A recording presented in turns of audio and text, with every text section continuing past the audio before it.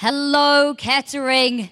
The finale is approaching, and we are almost at the end of Epic 44. We are indeed. It's been a hell of a run for both teams all the way through the entirety of the CS tournament.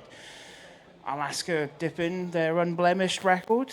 Yeah, I was going to say, two-time finalists coming back for the third time in a row to try take this trophy. First time ever making it here through the lower bracket, of course, knocked down by none other than 8sins themselves. Indeed. Well, we're almost ready to get players on stage. They played against each other, obviously, yesterday in the upper bracket final. Talk me through the score. Oh, it was a long series. And I remember I saw the Observer at the end of it, and they looked shattered. It was 2 overtimes, 3 maps. One was double OT, triple OT. It was a long series. So I'm expecting, or at least hoping, similar. One map in the middle, little bit one-sided, 13-6, I think it was, but they've had time to prepare. But Alaska had a really quick morning this morning, at least anyway. Oh, yeah, they were up at the crack of dawn to play versus Control Alt Defeat. Yes. 13-4, 13-4. So I think they managed to get back into bed for a little bit before getting ready for the final. I would have immediately going back to bed myself, personally. I think it's time we get some players up on stage. How about you? You ready for them? I think you're right. You want to welcome them on? Well, let's get 8sins first of all, please.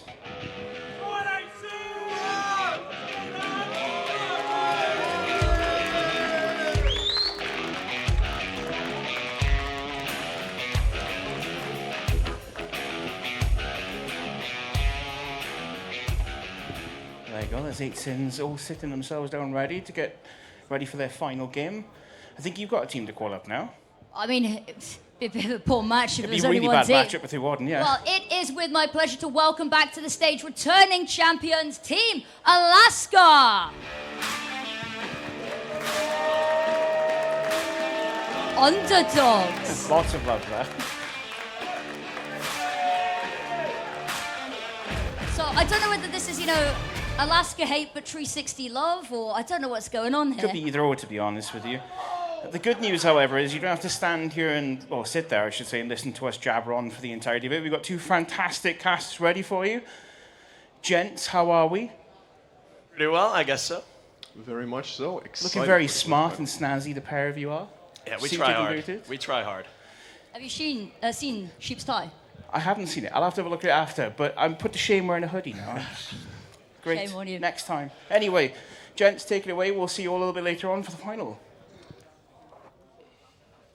Thank you very much, both of you. Welcome to the main stage, Sheep. I'm waxing ready for this grand final between Alaska and 8sins. It will be a best of 3 for Counter-Strike 2, and I am very excited to see if 8sins can replicate the upset that they created in the upper bracket final.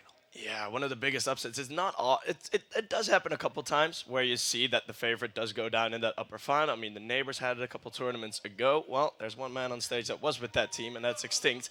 But yeah, 8sins, they were absolutely buzzing after having that win yesterday, and well, they had an amazing series. Absolutely, and of course Alaska bounced back with a dominating victory in the morning, but let's take a look at the veto for the grand final. We will not be going to Mirage, not to Nuke, and the first map pick of Anubis by Alaska.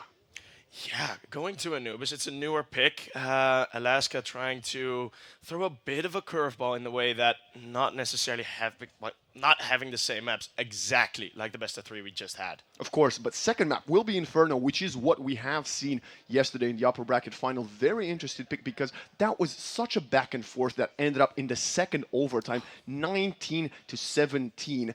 And if we get to a map 3, Sheep, that's what I find very curious because 8sins banned the train that they won themselves and took it to Ancient, which is arguably Alaska's best map in the pool. Yeah, that is one certainly ballsy play. That is not quite on the level of heading into Vertigo versus Liquid all the way back Berlin Major, but this is still one real decision in the veto that I could wrap my head around. But I do also kind of realize that 8sins might have prepared very, very well. it might be one of those niche peaks. We had the time to study the tape and take them to the deep waters. But the question is, can they replicate the success they found on Inferno yesterday to take it to Game 3 and maybe show some of those strats on Ancient? I am very excited to see how this one will unfold. So I'm going to look at you and ask you for a prediction for this grand final. I do have a feeling. I do have a feeling that this could become a 2-1, and Alaska, they didn't like losing. They absolutely did not like losing yesterday. They are going to be fueled up because they have so much to lose here in this grand final. Of course. It is all on them to take these VRS points home. 8 sins, they could ruin a party, which is pretty much just as fun. Would you like to explain how important the VRS points are for the likes of Alaska, and even that defeat yesterday? If they win today, how that is still going to hurt them a little bit? Yeah, even that, they did take the loss, so that is going to take some points off. So they already will not be able to get the maximum amount of points. But what we've also had with the VRS system now, Valve made a very nice system, but then after they released it, kind of forgot that there were more things to fix, which they usually do. But in the end, we are now here at a officially tier 2 LAN event, where there is a big handout of VRS points, and Alaska will desperately need those, especially in their search for an organization.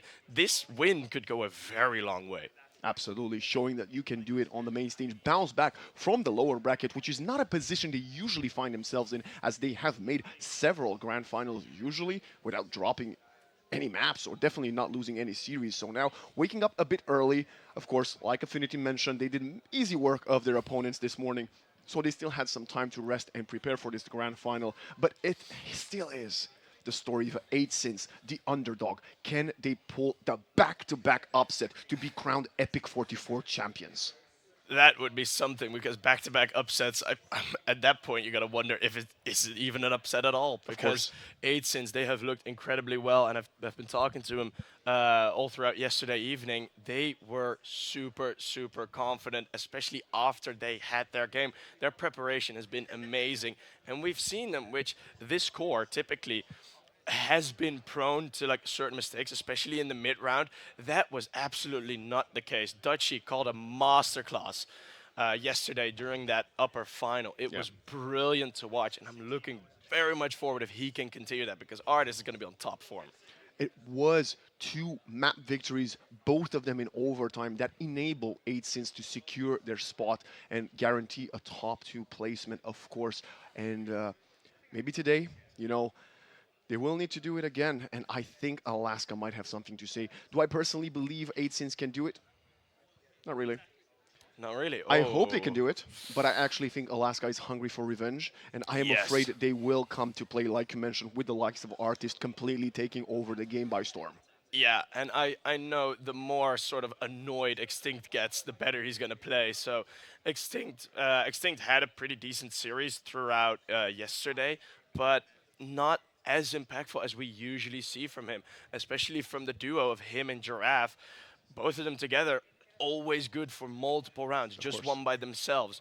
That was slightly lacking yesterday. No, it was Vacancy, the standout player for their roster. Vacancy was at many points impressing us time and time again. You remember that clutch on train with the MP9 that almost turned the game on its head, and then Artist doubling up with the AWP, and still not enough to take down 8 sins, who were riding the momentum. They were going to conquer yesterday, and they did.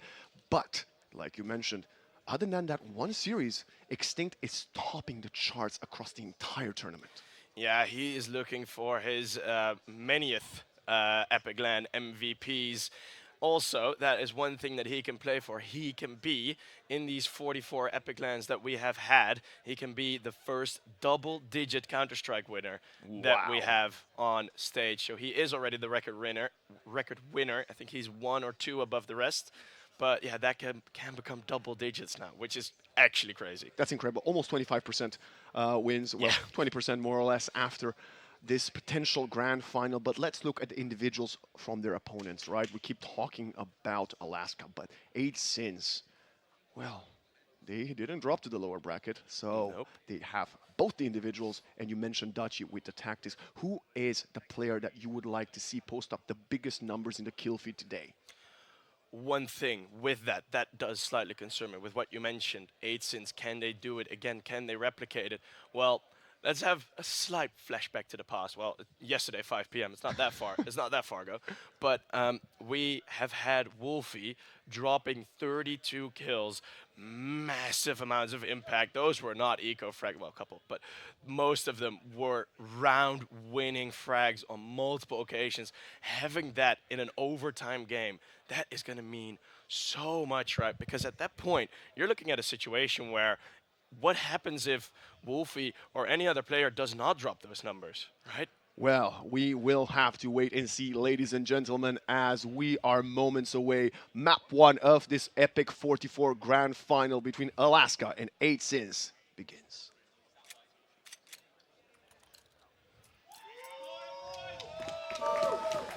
Heading into Anubis, first time on the stage that we are going to see them face off against here. It's going to be the map pick of Alaska, as they will try to throw a bit of a curveball. Heading in towards middle, the dual dualies, we haven't seen them work properly yet. No, more often than not, they have been overwhelmed by the prowess of the Glock.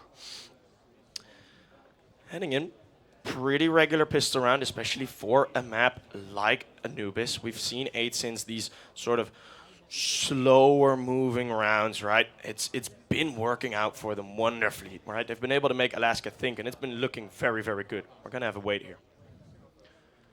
Another player I would love to see a great performance from will have to be Whiffen, who has been very up and down this entire tournament, but it's got to be Prime, continuing, taking out Extinct as the action continues. Giraffe all the way down, gets overwhelmed by the man of the tournament. It's Wolfie finding a double kill, going for more. Artist has the dualies. He is on their tail, wants to find a couple, gets a nice second headshot, but Prime is there to put an end to that attempt. Vacancy alone, 1 versus 3, and it's Whiffen ending the pistol round and getting the first on the board.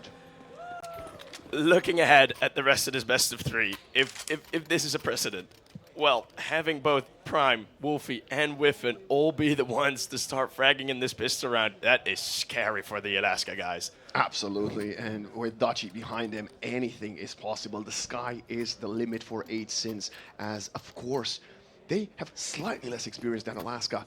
So players on the CT side have played on the main stage multiple times. They know how to deal with the nerves. It is a completely different environment to being in the playing hall. Yeah, and Dutchie's most recent final, it was at the Summerland in Wolverhampton, the one-off tournament where it was also in the halls. He played against Extinct's neighbors, and well, they lost pretty desperately, to be fair, but now he does have a brilliant opportunity to take some nice revenge. We see some contact here from Artist in mid.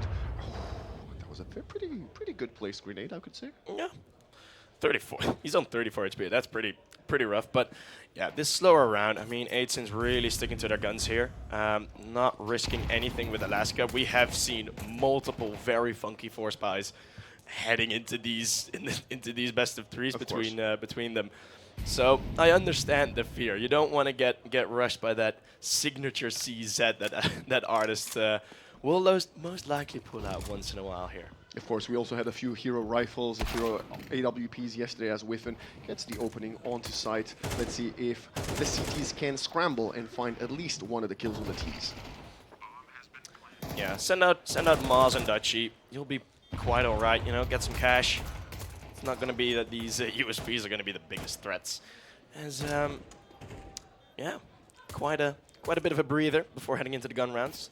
You were telling me on Inferno you like when teams force after losing the pistols. This time around, Alaska opted against that. Do you think that's the correct choice and the approach towards the map? Yeah, on Anubis, especially on the CT side, you're going to need everything you can get. Everything you can get, right? It's even a bit of a risky one now that you don't have an AWP ready. So that will have some influence, at least on the round, as deep in thought there is Jamie. Of course, we have mentioned the importance of the op for Artist. He has put up the successful duels versus Whiffen and many other oppers throughout the tournament. But at the counterpart, we do have Whiffen, who had a phenomenal train overtime yesterday to help his team bounce back. But other than that, he has been rather quiet. So it's going to be very interesting to keep track of the head-to-head matchup between the two players. Yeah, keep your eye on that kill feed. Every time you see Whiffen and Artist get a frag, it's usually on the opposite.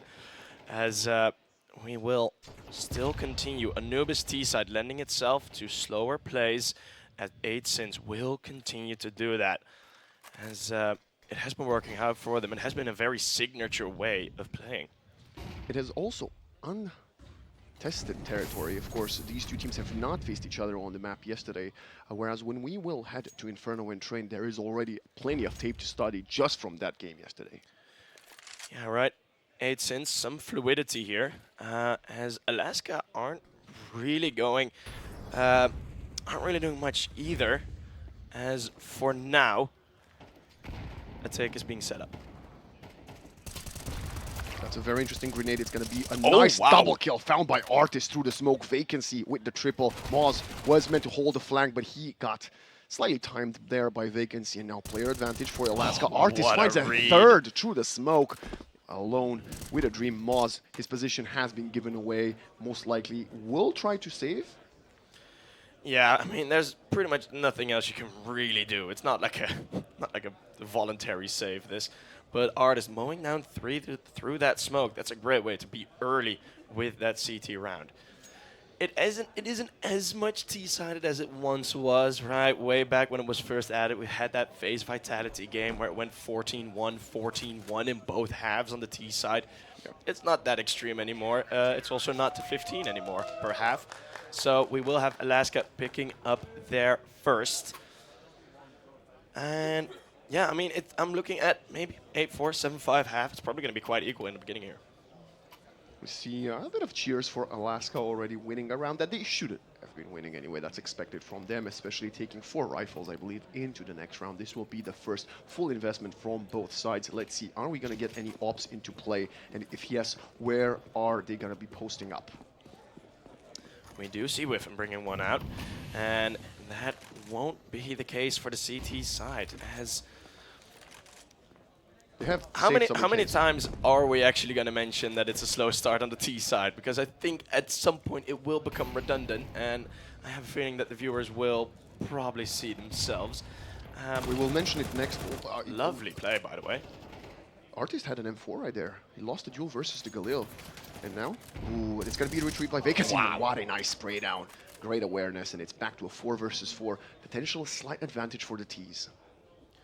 We haven't seen this one yet. There's a couple of new ideas here being put down. That box has been lowered slightly, so that headshot angle now does exist.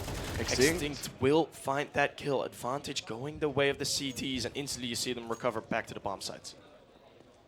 1 minute to go. Plenty to play for here for 8sins. With one player down, it could have to be one of 2 ways. Do you want to play together? Do you want to split the map? Let's see. We might see a couple of rotations. Time is ticking though, and I'm looking at the utility. It's looking quite healthy for the T side.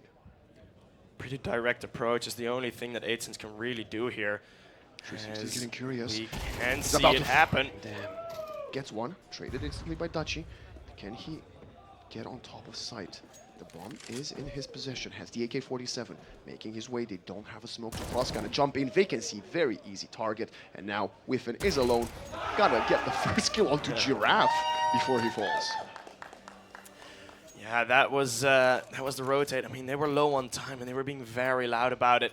Having that trade in middle, I mean, it didn't really look like it was a bit more of a reactive play for 8sins there going through mid. Because, yeah, it was probably the target to go towards that B bomb set, but, you know, getting that trade, losing that pick against Extinct, Moz losing that one-on-one, that really made that round a lot more difficult than it had to be. Yeah, of course. From 4v4, just losing a player without having someone to trade for him is usually quite unfortunate. And, of course, as you can expect, they have saved the op. Yeah, and that's brilliant. That's a free AWP for them, so... free real estate for Alaska, as Prime. We might see something happening here if the shots do connect. Nice attempt there, but it's going to be 360 with the MP9 ready to find Prime, as 360 would love to get more kills in this round, as he would get the extra bonus influx of money from the MP9. Yeah, one unfortunate one for both of these teams is when you head into the full eco of the Glocks, we have already had a single full Glock round B1 on the stream, so according to the laws of physics, that will never happen again, for this EPIC.LAN at least, so I swear no worries for the CTs. History is meant to repeat itself. Yeah, that's true. I like this from 8sins. They maybe want to bait out more utility from Alaska before they make a hard decision, and that way Alaska will have to repurchase some of it into the coming round. What I am curious to see is if we're going to get a plant down. As Giraffe finds a couple, gets the third, easy walk in the park, switches to the USB. Dutchy overwhelmed, and it's the CZ by Artist to get the final one out. And that's good for Giraffe to get some confidence in. In the first 4 rounds, he was lacking any kills, but now he's here on the scoreboard with us. Maybe Giraffe gets nervous on this stage. No, he doesn't. But he's been here often enough. And the experience is there. Of course, one of the more experienced players currently in a team still on the stage. Got that RMR experience. Cypher, of course, doing great stuff with BC Game as well. So some UK representation back at the top. Cypher repping us. So 360 has obviously not lost the MP9, and he's going to get taken out right now as Whiffin finds him through the smoke. Player disadvantage for Alaska. That's a very awkward opening. I mean, Tree kind of getting stuck there. That was pretty awkward, but a great opening find from Whiffin, and this is the first time we're going to see the one-man advantage on that T side. Let's have a look at how Dutch is going to call this, because he's been brilliant all weekend. Some damage was already dealt to a couple of the 8sins players, so an M4 headshot would be sufficient. Look at Artist, very interesting angle holding here. Is he going to find success? Oh, has the chance. What an instant headshot back, but only down to 88. The HE will be thrown in to maybe push the Opper back. That's already some good signs, knowing how well 8sins are able to take middle. If it continues to be this easy, we're going to see a lot more T-side rounds being won.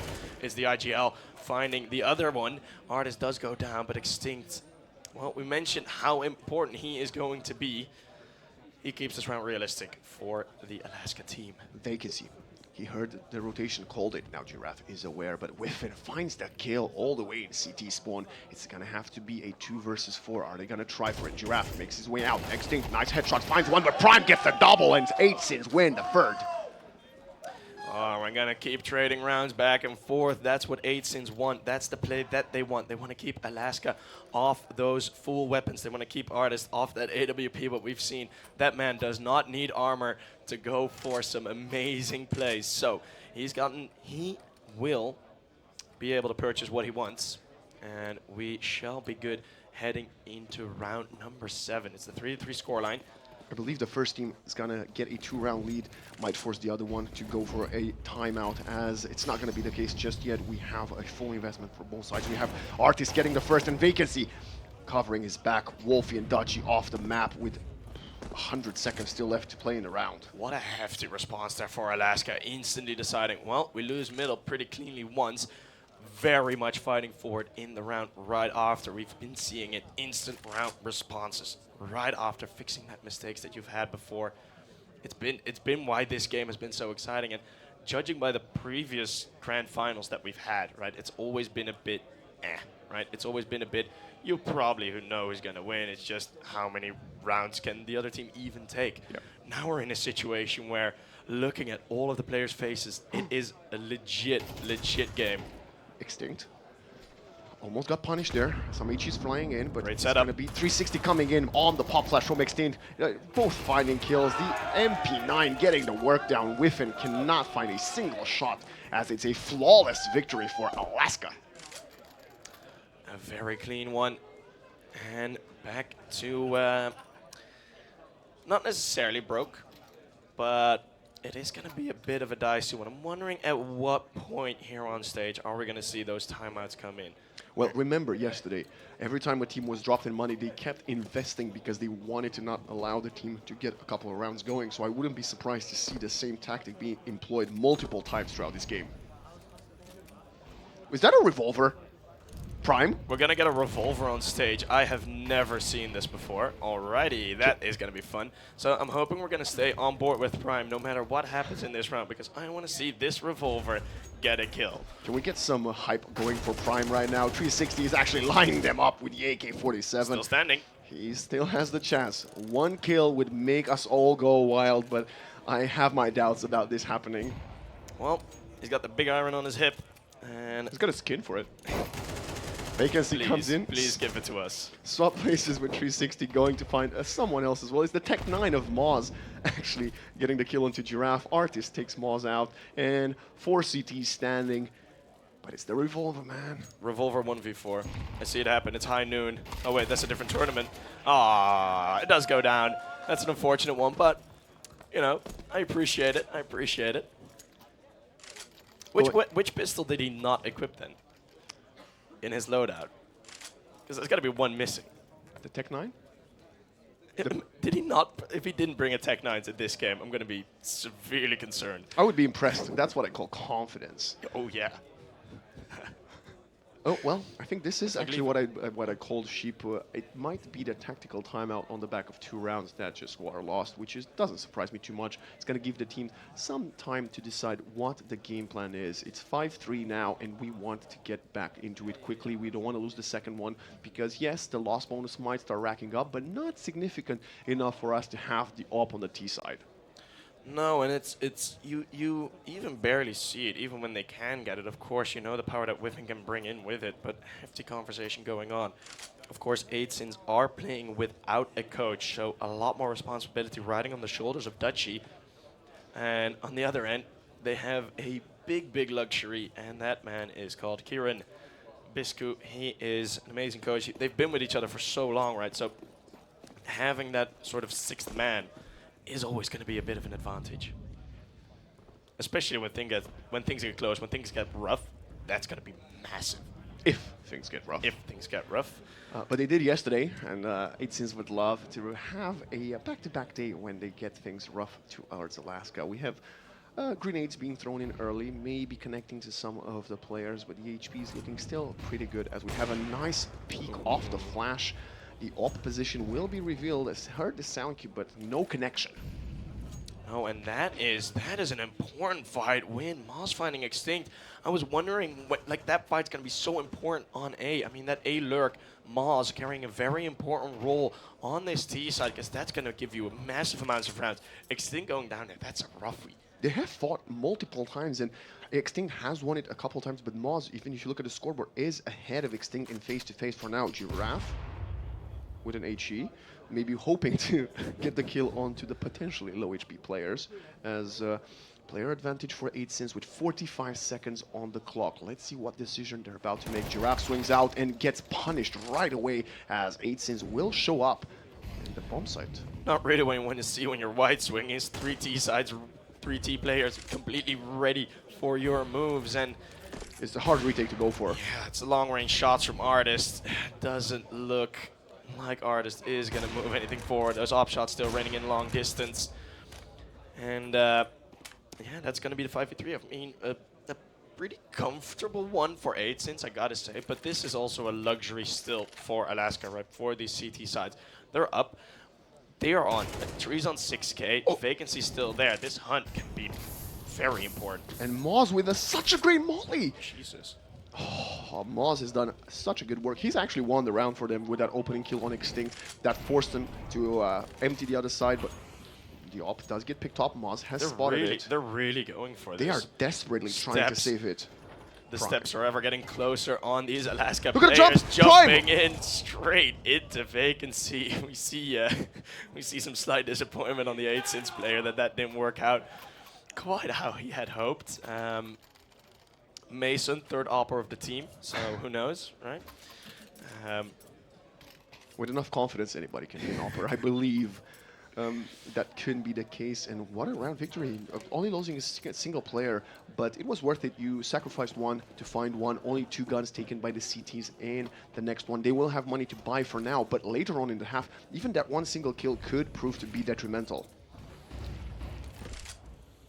As it is indeed dwindled, right? That comfort cushion for the Alaska boys, it's not as much there, as we do see a bit more movement early on from Alaska. These mollies have been so on point from the T side. Yeah, they really have been, and we haven't really seen Alaska go for the same holds. 8sins should very well be aware of the fact that they have saved the WP, so I want to see how they're going to approach this mid-round. I mean, the youth was completely revealed, right? Middle is here. Art is going to be completely ready for it. but are they going to decide to stick around? Because I've seen multiple times where teams, what they would go for is just take this control and just get away again. That's basic Counter-Strike. Yeah. So, with still 1 minute down, only bits of damage done, mostly onto Artist. Well, only onto Artist. Nice HE coming in. Let's see if it's gonna find it's within. Perfect patience. Artist gets curious and he does get punished for his curiosity. Player disadvantage for Alaska for the third round in a row. How are they going to treat this one? I'd like to see maybe them not allowing 8sins to take control of the map so early on. They're running. They're not even shifting anymore. They're Very taking over. loud. 360 has a teammate behind him, but he will fall first. Now Vacancy has arrived in CT. He's not smoked off. Finds the double kill. Vacancy still in the corner. Whiffin comes around the corner with the AV. Gets the kill. And now Moz punishes Extinct again. Back to even. This is some half, and all of a sudden that impact of the weapon hunt a couple rounds ago, that has been certainly one of the things that 8sins have gotten some comfort out of now. But Sheep, you mentioned you wanted to see a T-side round lead at the halftime. Yes. So do you think potentially we might be looking at Alaska happy with 5? Oh, I don't think they're ever going to be happy being it this close versus 8sins. One thing that is also worth highlighting is for the previous veto, it was the first map going the way of 8sins. That was Inferno. Now we're going to have that as a second one. But in theory, if everything goes according to plan, Alaska should be the ones winning this because it is their map pick. But I can already see 8sins have come prepared. I gotta say, I think Alaska should win Inferno.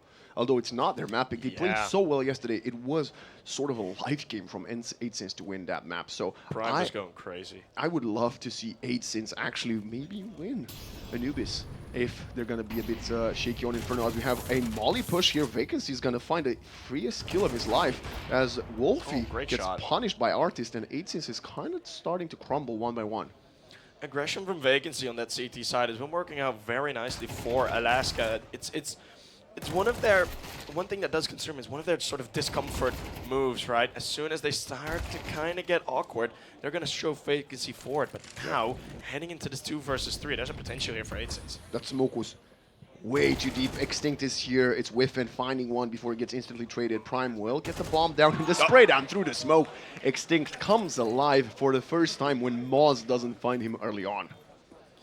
Yeah, Extinct finally showing his impact, or finally getting to show his impact, I should say. As, yeah, 6-5. We're ready to get it going. Some beautiful camera work, by the way, thus far. Gotta give it to the production. Big props. 6-5, final round of the first half, of course, still very early on in this grand final. As we're looking at the economy, it will be, well, you got to force with everything you can buy into it, since you can't take them to the next pistol round. This still is pretty scary, though. Gotta be honest, I won't be comfortable playing against this, but Artist certainly will be. That's gonna be a duel number 1. No, duel number 2, actually. It's 1-1 score right now. On Obvi-Op? Yeah. Yes, On Obvi-Op. I think if you include the rifles, it's 3 or 4-1 at this point. Artist has been getting the better of him in the early games pretty much all the time. Oh, and Moz again. Hey. This has been going Moz's favor, like 6-2. Extinct, he's really been overwhelmed. And we can look at the scoreboard, 6-6. It's Vacancy and Artist again having to carry the heavy burden of the CT side for Alaska. With that early man control, I get you that you still want to have that control that far up on A main. We had a player advantage. That as well. I mean, I'm not going to judge the fact that they did push. I am going to judge the fact that there is the support ready, available, right? 360 now, though, is running on an empty belt. So he's running into the still util behind. Dutchie picking up that AWP. Won't be finding much with it. A reroute's in plan.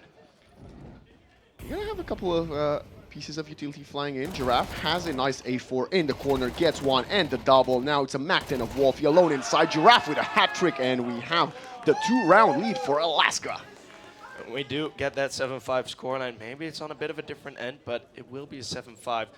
And that's not gonna matter. Shall we get into our sort of ramble about second half pistols again, or shall we just let that go? I think we should leave it go for now. We'll see how it goes. We'll see how who it takes goes. it. We'll see how impactful it is. And of course, Anubis 7-5 at the half. You do prefer the T side a little bit more, but it's still a fairly evenly matched map. Yeah, one of the strats that we do sometimes see is just complete bum rushing a bomb site. And well, we've seen 8sins really go for these slow approaches. It's going to be a bit of a different game plan for Alaska, I am sure. But for now, no early fights yet. Surprised to see no dualies, no diffuse kit either. So this could be very pretentious at the end of the game, especially as we're not going to divulge what the setup is, but it is very interesting. Artist finds the Glock headshot, and we have a bit of a taunt here as Moz. Well, it's the first time in a long time he loses an entry, so I wouldn't put that much salt on the wound. It's going to be another opener. This CT pistol not looking too great. And if you want to really justify getting a force buy into the second round, either save some armor or get some kills, because you're going to need money for this.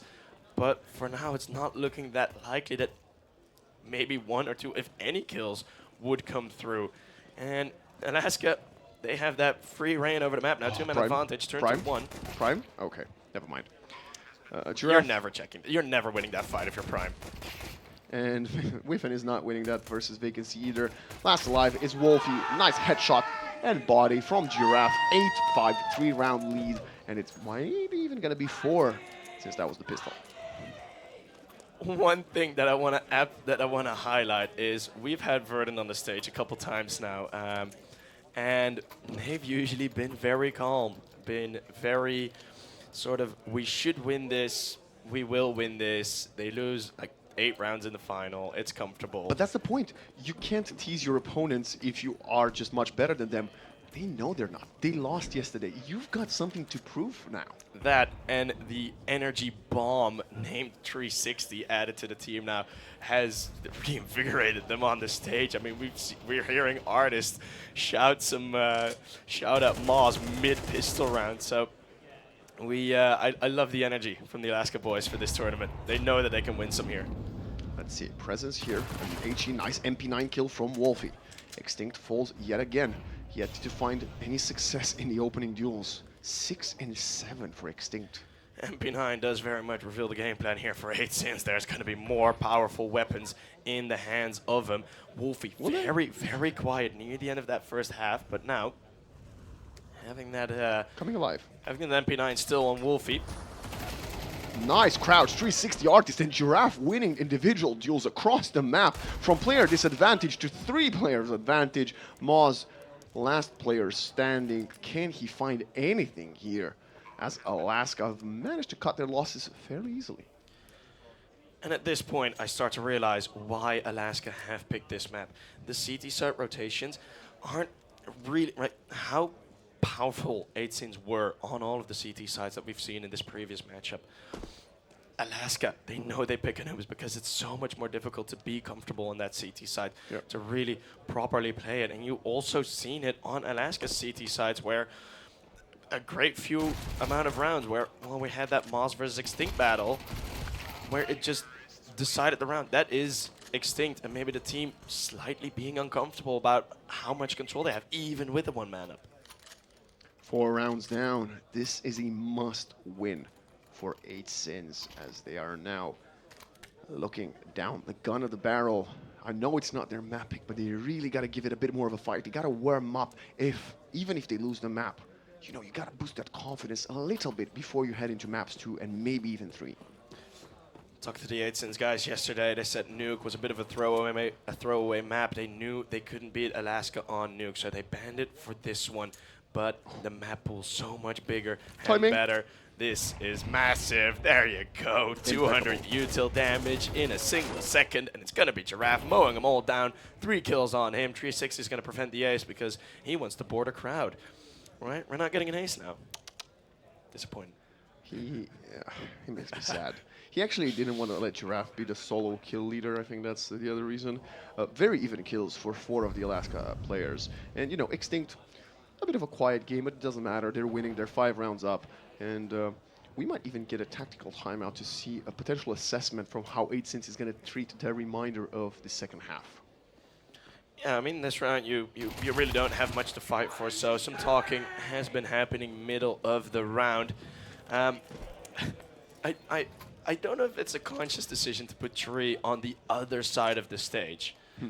Maybe it's to sort of be somewhat nicer to the 8sins guys, not have him completely wreck their eardrums. Yeah. But they can still hear him, that's for sure. He's being very, very loud, but that's what we love. 10-5, still no rounds on that CT side for 8sins. If you want to win, you got to start doing it right now. We're gonna get a bit more of a cohesion on that CT setup. You also need to get some kills as Alaska is starting to rack up a lot of money in the bank. Yeah, and that is always trouble on Anubis, right? Because so many CT rounds that you win, you're gonna end up with 1 or 2 left alive. Perfect mollies again, this time from Alaska. And Giraffe, What right swings, takes out the AWP player. It's gonna be Wolfie.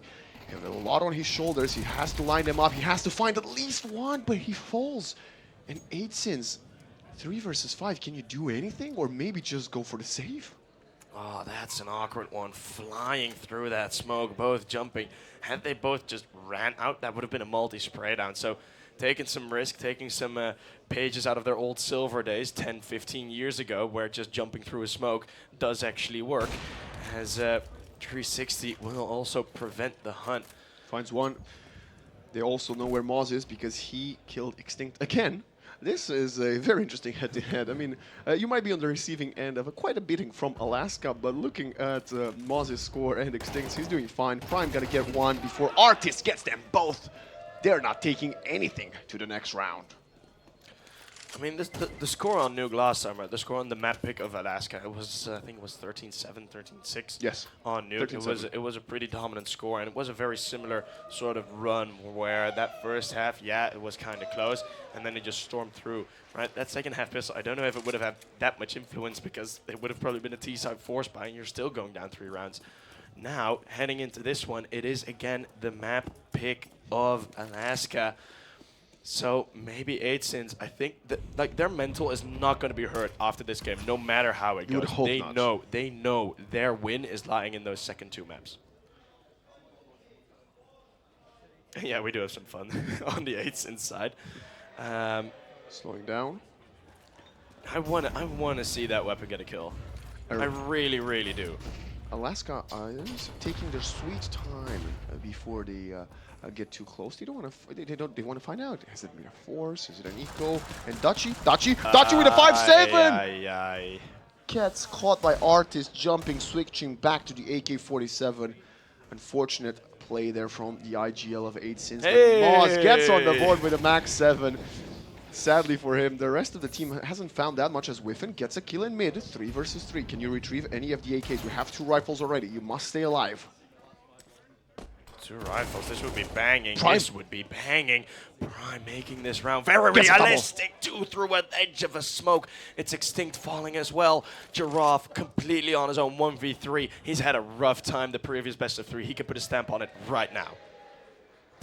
Finds the first, goes for the second, but it's got to be Moz putting an end to that attempt. And that is what I call an eco victory that all started off with a bit of a whiff in middle from the captain. And then Moz with a max 7 enabled his team to pick up a rifle, and the victory was very well deserved. Making it Maggie, making it swaggy. There is Moz getting that kill. Yeah, we were hoping for it. And, well, they got a bit more than that even. Prime 2 kills, stepping through that camera smoke. And Prime having some more impact. He's been relatively quiet. I say relatively because he was banging in the previous series. Now 11 kills. That's the first round that was fully his. Yeah. Otherwise, it has been Moz completely taking care of them, and it's got to be Wolfie this time. Great work. Extinct falls first again. Alaska, out of the last 18 rounds, out of all the 18 rounds, they have started 4 versus 5 in about 7 of them. And they're still leading. They're still leading. They're still leading by a long way, but this is what's necessary for 8sins. They need to continue doing this, right? Alaska could be comfortable enough to play fairly passive CT sides. Since they don't have that luxury. So that push working out already. That's going to give some good confidence, knowing for Dutchy that he made that right call, that he can make that call more often as well. Now, though, again, it does slow down. Welcome to Anubis. Interesting setup here. Tossing a lot of grenades about. Player advantage for the CTs with 50 seconds on the clock. It still can be so awkward, right? Isolation could happen on that CT side in any amount of situation. We've seen 3v5s, 2v5s still go wrong on Anubis. And it's a real puzzle here. You can just almost hear the gears grinding in the head of Artist at this point. Taking your time, 30 seconds to go. We will have a molly being thrown in. We have a very nice angle. Someone gets shot and it's Wolfie punishing Artist. Giraffe finds Prime. Vacancy.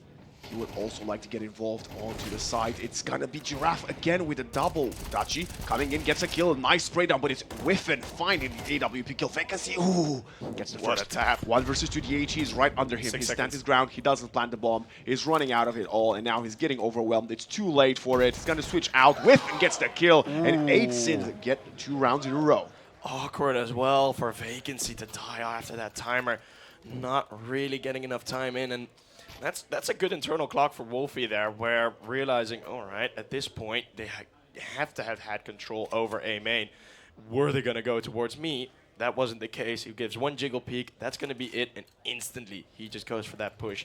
Artist getting dropped. That kind of makes sure that round falls apart, because he would have had the number on Whiffen, because Whiffen was not really looking for him at that point. It was slightly unfortunate for Artist, because he was holding Wolfie for 25 seconds. Didn't show anything. The moment he's heading towards Whiffen, because he was hearing those grenades, got caught. So, you know, that's the beauty of Counter-Strike. Leg shot coming in from Artist, splattering the blood on the wall as Dutchy survives. Dutchy, one of the players that has yet to really come alive in this grand final. I mean, we talked about Wolfie. it, right? Ooh. Wolfie spots one. Shades of Extinct in game 1. Jiggle picking with the smoke gets out in half 1. I mean, Dutchy, right? There's such a big responsibility on him throughout this game, and well, it wouldn't be the first time 8sins what they went for. I mean, you see it. You see other teams do quite often as well. Is really prepare for what would be the weaker sides, quote unquote, on a map. T side Train, CT side Anubis. It's looking very good. Wolfie, full blinded, gets punished easily. Are we gonna have someone coming in to try to stop this? 5 versus 4, wallbang, and now Moz with the distribution gets a double kill. Giraffe did manage to plant the bomb. That would have been a bigger loss if he hadn't. Extinct tries to find someone, and he will take out the AWP. 3 versus 3. The time has started ticking. All of a sudden, this hold becomes a lot more powerful with Extinct finding one more. Extinct swings out, gets 1, gets 2, gets all of them, and Extinct has punished them all. That man wants double digits in his cabinet. Extinct with a lovely triple, and that's going to be that buffer dissipating right in front of the 8sins' eyes. Map point now, and it's 5 in a row coming up. And, well, shades of nuke, I'd say so. I think that was an ace. Was that an ace? It was either a 4K or a 5K. That is pretty damn ridiculous. Especially because we've been highlighting Extinct rather quiet until this moment. Now up 11 kills after getting 4 there. So he is coming back into it. But Whiffen gets another op duel victory versus Artist. Player advantage for 8sins. And they continue also. I would like to tell everybody, maybe take a look at the gun that Prime is playing with. One thing that we have seen a lot, for the people viewing who haven't seen that upper final, every time in the beginning of a game, it's Artist taking down Whiffen all of the time. Every time it's the end of the game, it's the exact opposite. It's been such a continuous trend on this game, on this head-to-head. It's been amazing. He's got to do some work here, though. What an angle. Very tough to clear, very tough to win. From here, he gets blinded, he gets overwhelmed. Vacancy finds the kill. Wolfie with the trade.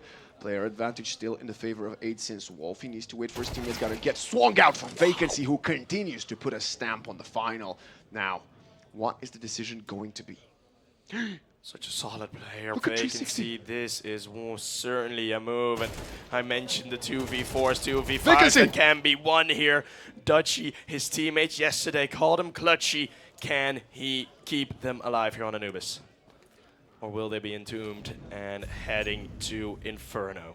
Has already found 2 kills this round. It will have to be the play from the IGL versus 360. Finding out who's gonna have this one. Are we gonna get the 8 for 8 sins? Let the puzzling begin. So much time gone. Dutchy does have everything he needs Going for for the this smoke. play. Oh goodness, the nade is there.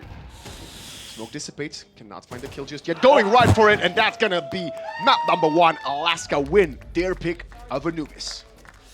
Yeah, and taking that map 1, having their map pick go their way again. Well, it's what they had the last time. They're looking good. As, well, they can get a bit of a break now and prepare themselves for a rematch. The only rematch that we are going to get on Inferno. On Inferno, yeah. So that is going to be certainly an exciting one. What a game. Yeah. And I gotta highlight some of the players. Yes, Extinct got a 4K at that point, but Sheep, it was again Vacancy leading the scoreboard. Yes, joined up by Giraffe and some of the rest of his teammates, but he's been at 360 as well, of course. But Vacancy has been, in my eyes, the most consistent and impactful player on their side over the last 2 days. Yeah, he hasn't had many bad games or many bad rounds even at that. Yeah. Right. We're looking at situations where at this point when it was a 2v4, it was about to come in any time now. 5 rounds surviving on that CT side, it was never going to happen. It's a bit disappointed for 8sins that it was a 2v4 that they lose it on, but they can take some solace in knowing that they were probably going to lose this one anyways. So, but they did, in my opinion, did feel a lot more comfortable here on Anubis than they did on Nuke, right? Now Yes, you're going to have to get that reset in because Inferno, Alaska, 100% avoids that ammo back. It's going to be way bigger responsors. So it is looking quite great for 8sins still. I still see the potential for map 3. But then speaking of the individuals of their opponents, Sheep, it was Moz. Had an Extinct's number every single time. He was leading the top lead. It was absolutely incredible. Sadly, it was kind of hard. Whiffen was doing his best. He defeated Artis multiple times, but maybe Prime, the player we've been looking towards, had a couple of multi-kill rounds, but not enough. And the question will be, can they use this break to mentally reset and get back into it to take us to map 3 after they win Inferno? We'll find out after a short break.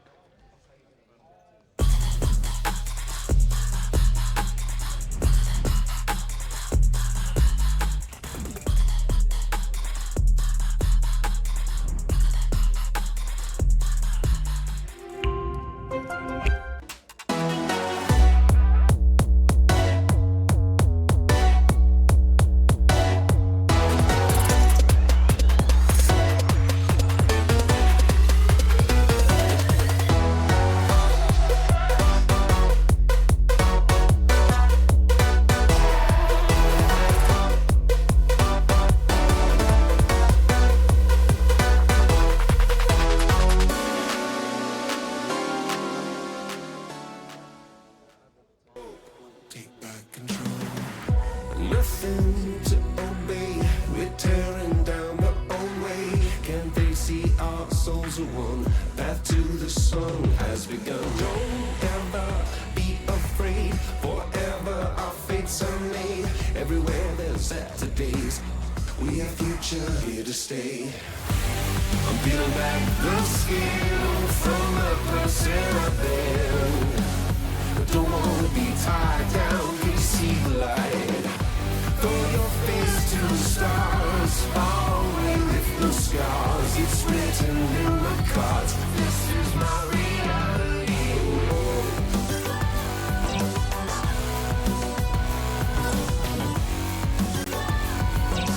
This is my reality.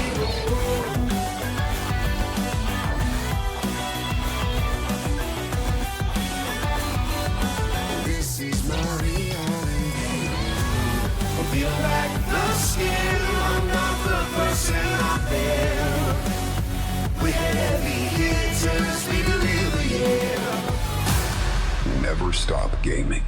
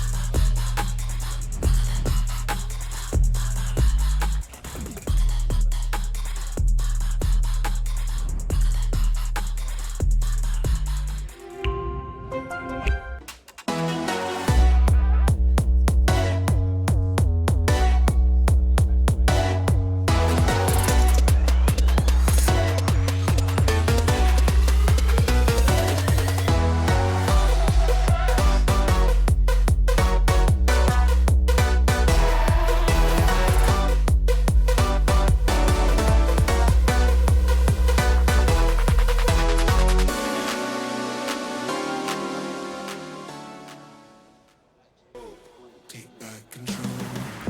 Nothing to obey, we're tearing down the old way. Can't they see our souls are one? Path to the sun has begun. Don't ever be afraid, forever our fates are made. Everywhere there's Saturdays, we have future here to stay. I'm peeling back the skin from the person I've been. Don't wanna be tied down, you see the light. Throw your face to the stars, far away with no scars. It's written in my cards, this is my reality.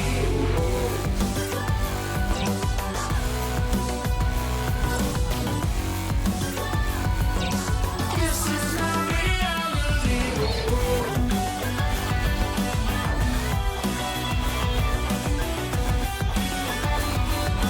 This is my reality. Peel back the skin, I'm not the person I've been. We're heavy hitters, we deliver, yeah. Never stop gaming.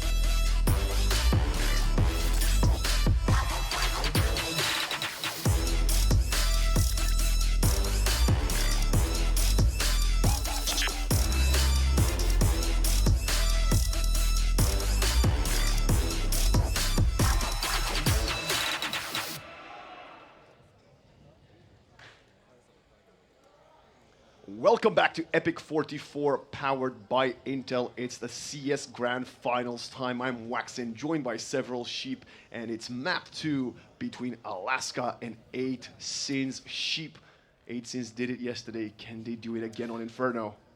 Well, I think they can absolutely do it, right? We spoke outside. They had the conversation, Alaska. They mentioned on Inferno they were actually playing really, really well in that previous series. Still lost it 19-17. So how many margin for error is there for either of these teams? Pretty much zero. And how much can Alaska improve on that previous play that they had on Inferno? That's going to be a big influence in this game. I want to highlight back on Anubis, Dutch's performance. It would be something much better for them in map 2 if Dutchy can awaken. Of course, that final round, he was in a 1 versus 3. He did find 2 kills, but I believe that only put him up to 6. Yeah, one thing that I did notice, right? It is Anubis. It is not their map pick, so Dutchy would have to be a lot more intensive on that calling. So he would have been way more invested in most different facets of the game rather than his aim on Anubis. I'm not going to blame him for that one. But yeah, I think he's going to feel a lot more comfortable heading into these final 2. I have to say, this has to be the biggest mantle 8 Sins have ever climbed in their lives. That's for Inferno, sure. it's a map where Alaska is still very strong. And then, to go for the reverse sweep, it would have to be on Ancient. So the story begins now, Sheep. And I've got to believe 8sins can do it, but it will have to be bit by bit and round by round. Yeah, something that is going to be really important again is that fine hands control. That is absolutely one of the reasons that they managed to get Alaska down, right? Making them have these sort of awkward moments. Also, how well are 8sins going to have improved their util on Banana? 'Cause that was a big talking point in the previous one. For both the teams, actually. So 8sins have definitely gonna learn about using the HEs a bit earlier to take control and deal that ever so crucial damage that you can do at the beginning of those close quarters between Ramp and Banana. But at the same time, we know Alaska didn't rest on their laurels. They went back and realized, how did we lose this map? We are so good on it. What can we change to make it better? And I am sure that they have come in even better prepared than yesterday.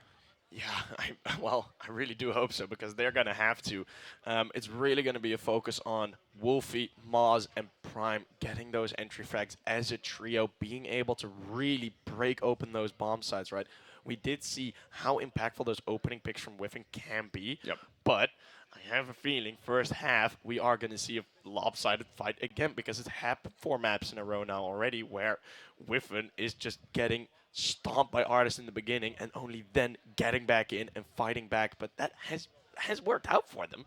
Of course, and we have to see if they can shut down Vacancy as well, because on their defeat yesterday on Inferno, Vacancy was dominating left, right, and center. I think up there with kills with Wolfie on that train, so over 30 on the first map of Inferno in the upper bracket final. Now we are finding ourselves moments away. Sheep, give me your prediction. Are we going to see a map 3? Yes. Let's find out if Sheep is correct. Give us a round of applause, Kettering, as we are underway with the pistol round between 8sins and Alaska. As we are ready, we got the beautiful pictures up now. Look at how hot everyone's looking. Beautiful faces on stage, beautiful Counter-Strike in the server. It is going to be the pistol round heading into this one. 8sins target is the bomb plant. Do you think they took the pictures between maps? That'd be one of the fastest that the camera guys would have ever worked. As Artist, hearing all of these footsteps, has to retreat slightly. 360, gotta throw some damage through the smoke. And look at it, they're overwhelming. The Glocks are trying to get on top of them, but Artist is still alive, makes his way behind and gets the kill with a P2000. The action continues, it is very rapid. It's gonna be Giraffe coming in with a nice headshot from Library. Now, 2 players inside. Whiffen needs to connect with some headshot. He's getting overwhelmed. The Dualies are coming on top, and Prime is the last to fall as Alaska get the takeover. That was far from clean, and unclean from far. That was a pretty hefty fight there in the middle of the bomb site. Many missed shots, as we have seen the pistols be not that perfect from the 8sins teams. But as I said, goal is that bomb plant, because those 4 spies on this very map, I mean, there's always going to be a B rush that works. No matter what. If 8sins were going to be playing NIP here on stage in a magic scenario that could have happened, 8sins would have won at least 1 T-side rushing B, because that always happens. What are your thoughts on Alaska choosing to start CT side of this map? I think it's a fair one, right? People are telling like, oh yeah, Inferno's become T-sided, yada yada yada. No, it's the economy that's T-sided. And Inferno being slightly more slightly more 50-50 than it was, you're looking at a scenario where, yeah, of course, then it starts to feel a bit more T-sided.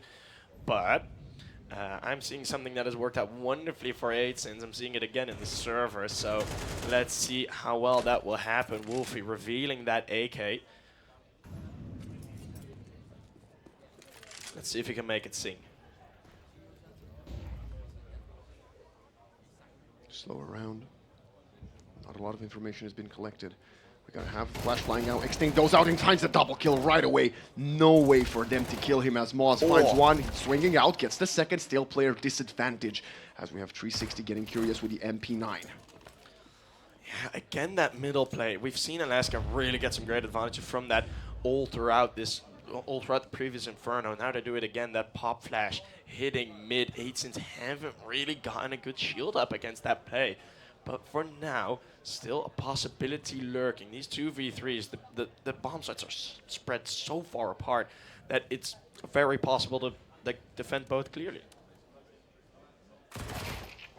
How Nice. is that a dink? MP9 gets the kill. Moz falls right away. Long range distance from Vacancy, and that forced attempt was shut down by Alaska.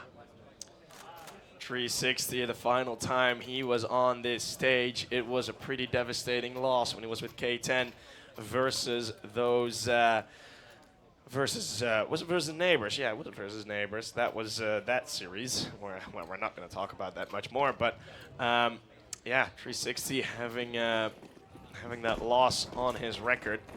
Would be very glad to. Well, there's one. Let's see what. Oh, I was curious what Whiffen was Going. singing. It was Baby Shark. So. Is he that young? Possibly. Impressive HE from Giraffe, taking Wolfie out. Good flash. 360 is relentless in mid, actually running through the molly of his own teammate to get on top of Moz. As 8sins with a couple of players, pistols alive. Not much more they could actually hope to find here. Pushing through your teammate's Molotov is like a really old strategy Robs used to do in Ladder of Pop Dog on Train, where his teammate would drop a molly in and he'd just peek it. Because he'd know he'd take less damage because it's that team damage sort of reduction on there. So especially now with the CS2 Molotovs, with them being tinier, with the way the sort of fire ticks changed, I think it's actually still a pretty viable gimmick play to go for, actually. Especially with the incendiary, yeah, you're correct. Yeah, Yeah. They're dealing less damage, and that as we had another, well, the eco for the T's, and now approach-wise, would you like it to see a slow round like we had in the early portions of Anubis? I mean, it's the comfort zone for Dutchy, right? Having these kind of calmer rounds, you're gonna need to have a bit more alternation in terms of the pacing on an Inferno T side. That's where the strengths can lie, right? All of a sudden surprising him, but it's gonna be an opening kill. That's great for Wolfie. Look at that long range fight. That is using their own nade against them, by the way. Blowing open that smoke, it's gonna catch Giraffe. Call that the zoo duel, the wolf versus the giraffe. We do have a lot of animal names. We did have more, because there was like a ducky as well. Sheep. A sheep, yeah. Yeah, of course. Artist in very good position. Will spot one player. Can he get out? Gets a nice headshot onto Dutchy. Also, a ton of damage onto Moz. Player advantage, but the HP doesn't look too hot for the T's. Actually, incredible lucky that for 8sins that he doesn't get the double there, because I would have seen that double spray down come in any day of the week now. Let's see if the first kill can come through for 8sins main opper. What are your thoughts on the A4? I am not a good enough player to use the M4A4. I am terrible with it. I'm honest about that. I'm not going to pretend that I'm good at the game. Interesting. Well, if I'm carrying the M4, I suck. Do you? No, I'm quite good actually. Oh, yeah. But I do prefer the A1 still, as we're going to have 35-second potential takeover of a site. We're getting That's on a it. threatening one. Good position here for 365. The first kill onto the low HP player. It's a nice crossfire. They're finding them both, one after the other. Whiffen, last player standing, gets on top side. Nice kill with the op. Has to find a second, and he does. 1 versus 1, 15 seconds. Which one of these two players will be winning this? Extinct and Whiffen, two stars of their respective teams. 5 seconds. Extinct. Is he gonna get there? He is. As 8sins lose the fourth. Oh, yeah, Extinct coming in with that rifle. The low HP on Whiffen, nearly finding that 1v3 clutch. It's going to need to happen at some point throughout this series, where we're going to need to see clutches going the way of 8sins. This one, it would have been an incredible one. It would have been the first real big highlight of this game. But for now, it is Extinct winning that. It is the footsteps that just got in a bit too late, right? Zero information to work with for Whiffen in that moment. And that's all because of this man on your screen, 360. With that MP9, some great ROI on that position on balcony. Yeah, Whiffen almost made all of us here in Kettering There you believe. go. Speaking of him, he will continue his success with the Deagle. Very smiley in his picture, taking out 360. Extinct. Peeks a little bit. Artist with a rare miss, and now he's getting run over, but he finds the kill with the CZ. Prime finding another one exchange this time. That was very awkward for Extinct. He got shoulder peeked 3 times and had to change his crosshair 3 times. It's going to catch him off guard. Not really getting any clean fights. But 8sins, this is exactly the change of pace that I mentioned. Yep. Getting a lower by round win. That's absolutely awesome here. Wolfie just looking the wrong way. Tragic. And now, with only one player disadvantage, I'm looking, there are a couple of defuse kits. If Alaska wants to get onto site, they will take their time to make a decision, as 8 Sins are very close to getting their first map around of the map. Alaska, of course, went for saves quite often on the previous Inferno matchup, and this still, Whiffin didn't win it, but shout out, because he is going to force this save. He's going to make sure that the economy is going to be decently low. Looking at it, it would be a very big commitment to really get to a full buy here. Thinking of yesterday, Sheep, I believe the scoreline at halftime in regulation was 7-5. Both times. Well, obviously, that's how you get to OT. Yeah. So 7-5. But already with 4 on the board for the CTs, I'm not sure how optimistic that is, or how realistic that is, rather. This round is going to matter a lot, that's for sure. Because this round could make or break that first half for 8 Sins. So let's see what they'll pull out here. This is a dangerous fight because they're going to allow... It's a bit short. Will not really have the same impact you were hoping for, rather. As I'm looking also at the CT setup all the way in A. Very interesting. Yeah, there is a bit of a spread. 8 Sins looking sharper here than in most.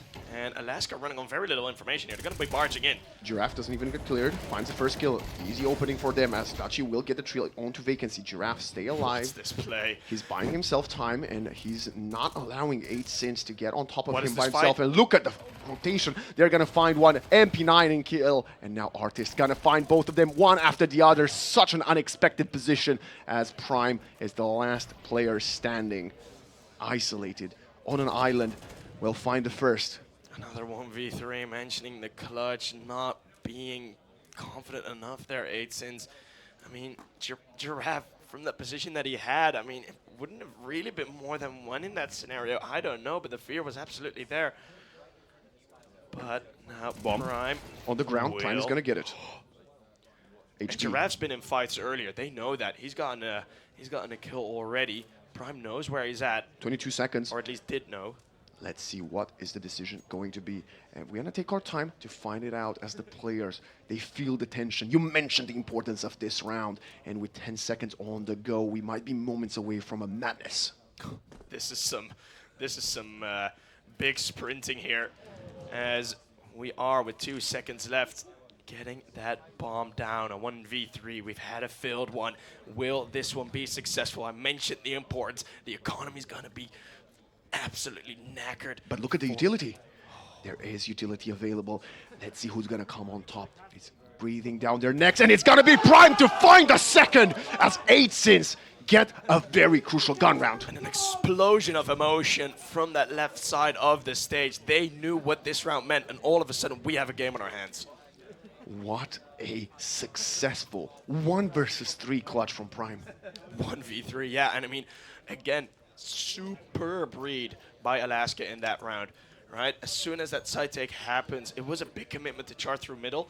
No lurks this time around. We did see a couple, and I mean, Wolfie was quite far behind in multiple occasions on that previous meetup between them. It was the commitment, not the full one. Alaska with a beautiful response. They are being more aggressive. They know that they can't let 8 Sins get that freedom in most of these T-side rounds. It's what they've been giving them, and it's the chance now. At least some breathing room, some new fresh air into the lungs of the 8 Sins. You gotta wonder how Giraffe feels, right? He was the one that stopped the takeover of the B-bomb site, and nobody else came to his side at the end. He had to clutch it in the end. Did lose to that very good position for Prime, and this is what we wanted to see from Prime. We mentioned it between 2 maps. He needs to be here to play and take over the game, and that clutch is gonna boost his confidence. Yeah, Giraffe is the B anchor, having to clutch on A. Like, I have no memory of this place. Still a very slow round. I love seeing this from 8 Sins. You don't know how the economy looks like for the CTs. You can have a bit of an imagination, but you don't want to risk running into a trap. Yeah, the wolf becomes the bone throw now to see if anyone of Alaska will bite. It's not really going to be happening, as the bomb site's open, the bomb site's free. It's going to get checked and cleared, and This first half, I mean, it's going to be one of the luxuries, right? Why people call Inferno T-sided now is the amount of actual full gun round attempts you're going to get on a CT side. And if you get broken once, it happened early enough, this is great opportunity. My skin game is not as good as it used to be. Did I just witness the eye of the AK-47 move? Yeah, it's a sticker. Oh, thank God. Because that was like the creepiest thing I've seen in my life. As Dachi collects a couple of souls on the way to retreat. So does Moz whiffing. Moz in the spawn. Oh, switches to the smoke. A bit unexpected swing there from Giraffe, who's going to collect the AK-47. Yeah, a bit of a funky hunt there on the side of the CT. Somehow in T-spawn that fight ending. But we're going to head in for more now. We're going to see, well, pretty hefty buys. Both teams aren't completely full, but there's going to be hunger anyways. Yeah, this round could destroy the economy of either side, depending which way it goes, as we're going to try to take control of multiple parts of the map from both squads. You don't want to allow your opponents to play as freely as they would like. And this Giraffe and Artist duo, when they've been around the block on Banana, it's always been looking good. Alaska's setup, right, it's been really good. And that B anchor play from Giraffe thus far, it's been very difficult to deal with 8 sins. Once again, not as much util used by the 8 sins for that Banana take. Of course, you have the knowledge of the AK-47 that was taken to the next round, so you got to be aware, you know, one bullet to the head and you're gone. That's always a threat you work with, and it's caught Giraffe off before, right?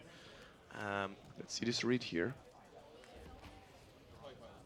See a re-smoke in mid. Maybe not showing too much face as Extinct finds a kill onto the IGL. Dachi is the first to go down. Picks up the AK-47 and walks into the crosshair of Whiffin. Timing on the Homali was brilliant. Completely split the 8 sins team apart, as it has slowed them down again. Well, it's not a curious one. Prime! Straight pop through the window. It's Prime with a headshot, and all of a sudden, there's momentum on the 8 sins sides, but the time is running low. Where do you go from here? Well, the answer must be home because this is the grand final, but which of the bomb sites will be home? We have a Molly coming in, and look at the setup in B bomb site. It's the incorrect call sheep as they're walking into a beautiful tower stack. Giraffe finishes them off, and Alaska patient with a double B anchor. I have been casting for more than 2.5 years now. I have legit never seen that specific totem pole setup on Inferno. That is ridiculous that they're going to pull that out for the first time, at least for my eyes, on the EPIC.LAN Grand Final stage. Yeah, there's no point for you to save any strats, Sheep. This is it. And what a way to start your 2025 season. Winning a LAN tournament in February and, you know, continuing to rack up those VRS points that we've been talking about for the entire weekend on the side of Alaska. It would be a beautiful story and maybe the start of something new. Yeah, and I mean, Tree has been a relatively new addition. The chemistry is great between them. But especially in terms of that team chemistry, winning a LAN event right before heading into multiple upcoming European tournaments, that's going to be great for your confidence as well. Has a bit of a shoulder rubbing there in spawn. They're high-fiving. Yeah, just cuddling. Just get a bit of hopes in. As we had a tactical timeout all the way in that freeze time, as 8 sins called a little bit to decide what the game plan is. Of course, they had mixed success in mid, and I think if they were to commit on the A bomb site, it would have been great, as Artist finds Wolfie 1 in 8 so far. Didn't really have the opportunity to shine on the T side of Inferno. I mean, it's not that we did expect him much to turn up here. It wasn't his map in the previous meetup. Again, this balcony position, there's no flashbang for it. Where are the flashbangs for it? As Vacancy is allowed to move freely, but he is a free man, so free to kill. He does go down, and that bomb's been planted. Round looking over. Interesting takeover of the site. I have to agree with you completely. 8 sins did manage to get on it and put the bomb down, but there were no flashes, and they had the money for it. Whiffen right now still has a couple. Prime still has a flash for himself. They just dry peek, walking out, jumping on truck through the smoke, and getting the kill. That should never happen. Don't do that in your games if you want to improve at Counter-Strike, but it works out for 8sins in that scenario.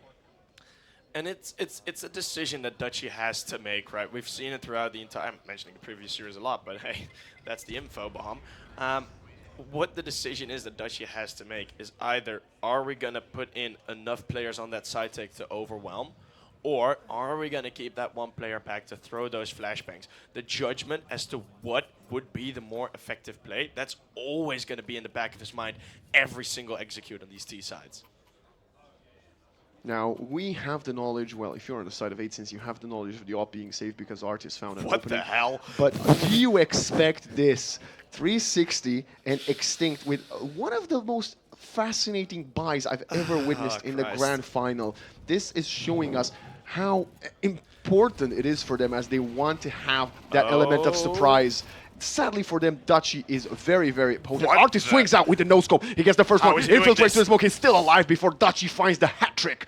Now player's advantage, and look at the two remaining CTs. I love how smug Jamie looks in his picture as well, holding that weapon. It is so great. Dutchy, 2 kills away from getting an ace.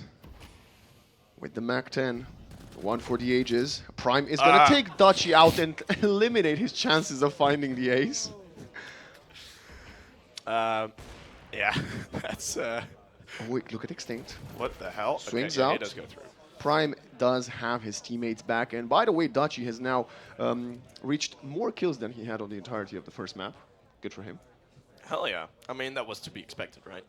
A Trees. lot less detailed calls needing to be made for this Inferno. A lot more experience is here. You can call back the different rounds that you have played already, that you want to play in the future. Yeah. They're going to have to be a bit wary of 360. It's not going to be the biggest risk, but 8sins looking to prevent embarrassment with Prime holding that bomb. 360. Would love to find someone only for the love of the audience, and he gets the Nova kill. Gonna pick up the AK and die to the bomb. 1 for the ages. That is $600 though, or 900. even. 900. That's $900 added to your bank. So And he was very rich. Did you see how much money he had in the bank before? yeah, he was. It was a weird sort of half buy. I was trying to be a bit more of an equalizer on the money of Alaska. So that was not necessarily a round that I'm thinking they were supposed to win, or at least that feeling was there. But that's going to be changing for this one. Again, not the full play. They wanted to go for it due to saving the op in the M4 2 rounds ago, of course. But now the score is even 5-5, and the 7-5 that we saw yesterday in the upper bracket final between these two titans is, of course, very much still on the board.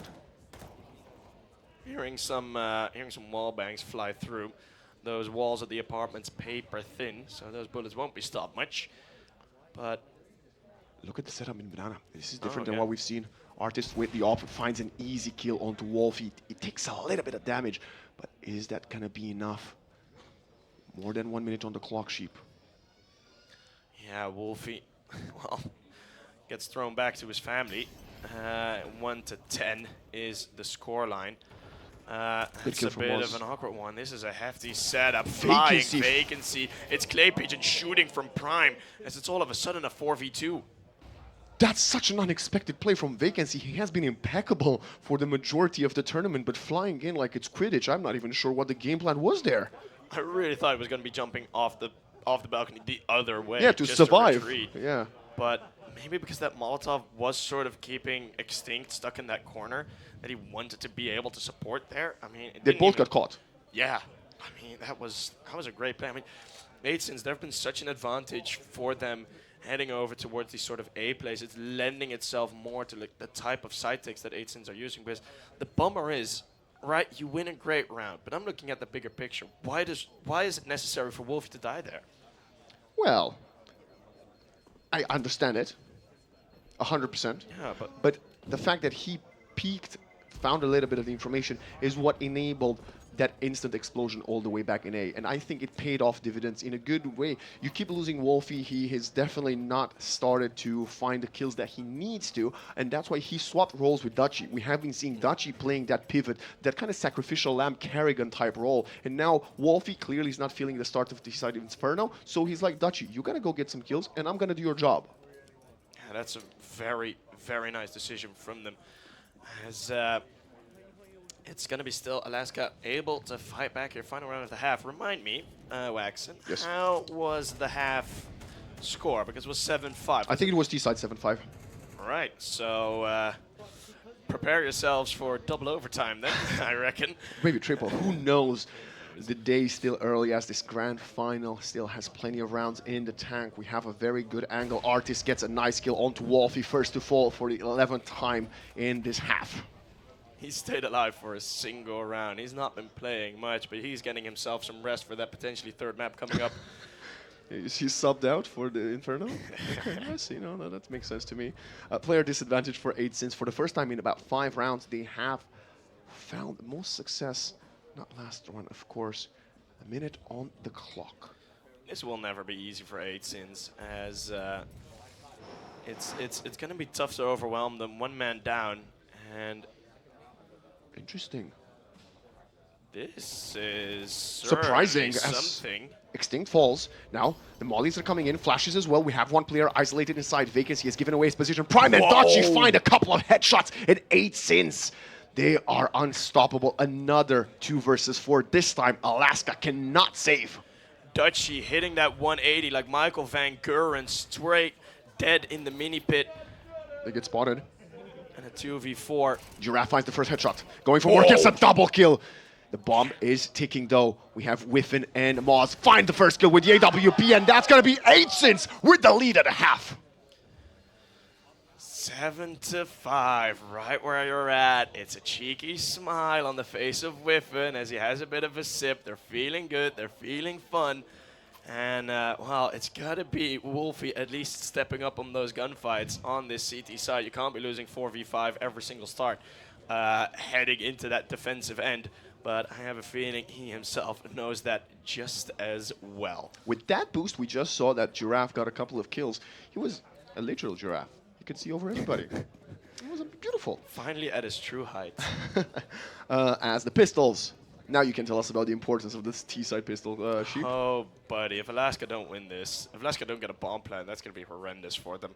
I like this purchase from them. I'm slightly sad we're seeing less and less duelies as the tournament progresses, but realistically they have been kind of unsuccessful. I've had this discussion with Tyler. There was been a statistic, it's like 6 months ago, but one set of dual Berettas is the most efficient. Well, let's see if it's going to work out this time. Perfect. Smoke on top, but we got Wolfie with good position. Doesn't connect with the first shot. It's Moz in CT getting 1. Prime with a couple, and turn around, but still, Giraffe remains last for Alaska. 1 versus 2. Uses a molly. He picked it off from the ground. Molly does some damage. Moz has position revealed. He needs some help. He needs it now, but Giraffe finds the kill. Smoke dissipates. Look, a headshot. Long distance, and Giraffe is so confident. He wants to take the duel. He knows he has the HP advantage, and he does it. And that might be the dualies being a bit of a nuisance for the carrier. Whiffen not able to get that accuracy at that long range. Not able to get it even into a 2v1 really. Giraffe having 2 1v1s. That Molotov making it very, very damn awkward on that default box, and that's gonna be a tough one. Well, 100% headshot rate for Wolfie. That is 1 kill. Well, that's stat farming in some way. Impeccable accuracy as we have around 14 underway. Deagle just doing a bit of chip damage for Whiffen as we see another shotgun take part in the apartment's play. It's that Swag 7 revealing itself. Alaska, they're gonna have to be careful here, because if there's a swag, Dutchy! there's much more. That's a great peek, completely dry. Prime on the other end with 1. Moz. He's getting curious again. He has revealed himself previously now, changing the angle. 2-player advantage. 3 already, 8, a max 7 stack of bullets. And with 60 seconds to go, Alaska have to consider what is the game plan now. Yeah, you can see them doubting. It's like you can't really go for any like previously known plays, right? There has to be something you do on the fly here. Is there any chance you consider a save here? Oof, I don't think this early on. I mean, everyone's on broke. Yeah, you would have at least some rifles in. Well, you must have the confidence, and Alaska might be the most confident team we have here at EPIC.LAN. A couple of grenades coming in, and they're gonna find Moss. Giraffe with a nice opening with the Galil. Prime is in a good position, so is Whiffen, but Alaska wants to get the bomb down. Nice corner, getting clear. Whiffen gets the deagle kill, and now Giraffe, last alive, finds the first, switches to the Glock. Prime jump in with the MP9. It's not perfect, but it does work out for them. Getting straight in his face. That's what you want to do. Flying in, jumping a la Kenny S there. And on camera, caught that trash talk. Whiffen wants more of a game. That is another beautiful force buy, and that is shades of Train, because once more on their map pick, we see that these 8sins guys are very early on, very snappy in that second half. That is looking beautiful. And now it will have to be Alaska's response. Which way are they going to be treating this one? They have faltered after winning the pistols. We talked about the importance of the first round, but the second one may be even more damaging if you lose it. AK-47 and Artist with Vacancy get the kill onto Wolf. He has yet to find any success on this map. Prime is spots one, and we're in position. He's going to be slightly disappointed that smoke really won't help out much. It is at least Swing out. damage done, but Prime with a big task ahead of him. Vacancy just having a couple False. bullets on field. MP9, Prime is playing very close, finds the first, goes for more. The action is still very hot. Water wallbang headshot as Vacancy, the star player for Alaska on this tournament, gets taken out. 3 versus 3. Chipping away, settling into this retake. The util's there. The util's perfect. They Smoke have up. an inclination of an idea. They're where doing they're it. At. Double smoke coming in. Bomb is there. Gets tapped. Moss finds the kill. And 360 will fall as 8sins punish Alaska yet again. What a round. 3 versus 5. And Sheep, they're winning 9-6. Can you imagine what the scoreline would be like if Wolfie would wake up? With 13-0 at that point. That was a 3 versus 5 retake on the B-bomb set of Inferno. If this were to happen, I think everyone here at the LAN Arena would be saying, oh yeah, that would be Alaska easily winning 3v5s. Ha ha ha, they're going to be the favorites to win. No. 8sins have a damn matchup here. They are ready to get this. It's a 3-round lead, full eco. They're going to get double digits here. This is almost happening, but don't jinx it just yet, Sheep. Wilder things have happened at EPIC.LAN, and wilder things have happened this weekend already. Dutchy, good kill, takes out Extinct. A second map for Extinct when he cannot find his true form. 8sins are playing like prime phase right now, and Wolfie's playing like the worst Kerrigan at this point. But you don't really gotta care. It is working out, right? Wolfie's done his job. He's gotten him into this position, and the rest of the team, they are carrying him, but I think they will do that with the greatest of smiles on their faces. You don't care about what the scoreboard says. You care about what that little score says at the top of the screen. Because that's really all that matters. Plus getting like shotgun kills. Yeah. Yeah. And Jeff. Yeah. Yeah, of course. I hope we don't see it. I hope we do. I would love to see that. As Giraffe gets given a chance, doesn't find it. We have a very slow round from Alaska, trying to see if they can maybe surprise someone, as the time is ticking quite low, so 8sins should be aware that a play might be happening at some point, but of course they're aware the player that died had no gun. Vacancy, nice headshot with the deagle, good position. Can he find anything else? The answer is no, but now Wolfie finds this double kill of the game. Can he stay alive? He needs to find the second. He cannot, as we need to get the bomb down. Would have been a great confidence builder against the Pistols. He does get one more at least, so hey, Cheerios. As now 3v3 once more. Not as organized for 8sins here on this retake. Retrieved some weaponry, but 360 will not win that duel now. HP quite tragic looking for some of them as Artist finds himself alone. Can he find the opener? The answer is no. He's very close, but Moss puts an end to that. And again, I'm starting to witness some weaknesses on the B-bomb side for the CTs. Yeah, I mean, it is one of the risks having, right? You can check the scoreboard. You know where Wolfie plays. That might be something to continue on. But then on the other end, last time you got the bomb actually down in a full gun round or in a bit of a gun round, you lost a 3v5 on the retake. So how much confidence are you really going to get carrying into the B-bomb side? I don't really know, to be fair. I like that despite losing multiple rounds in a row, Alaska still keeps this one slightly competitive. That doesn't allow 8sins to, you know, really accelerate their money up to the levels they would want to, as some very nice grenades are being thrown early on in the second, in this 17th round.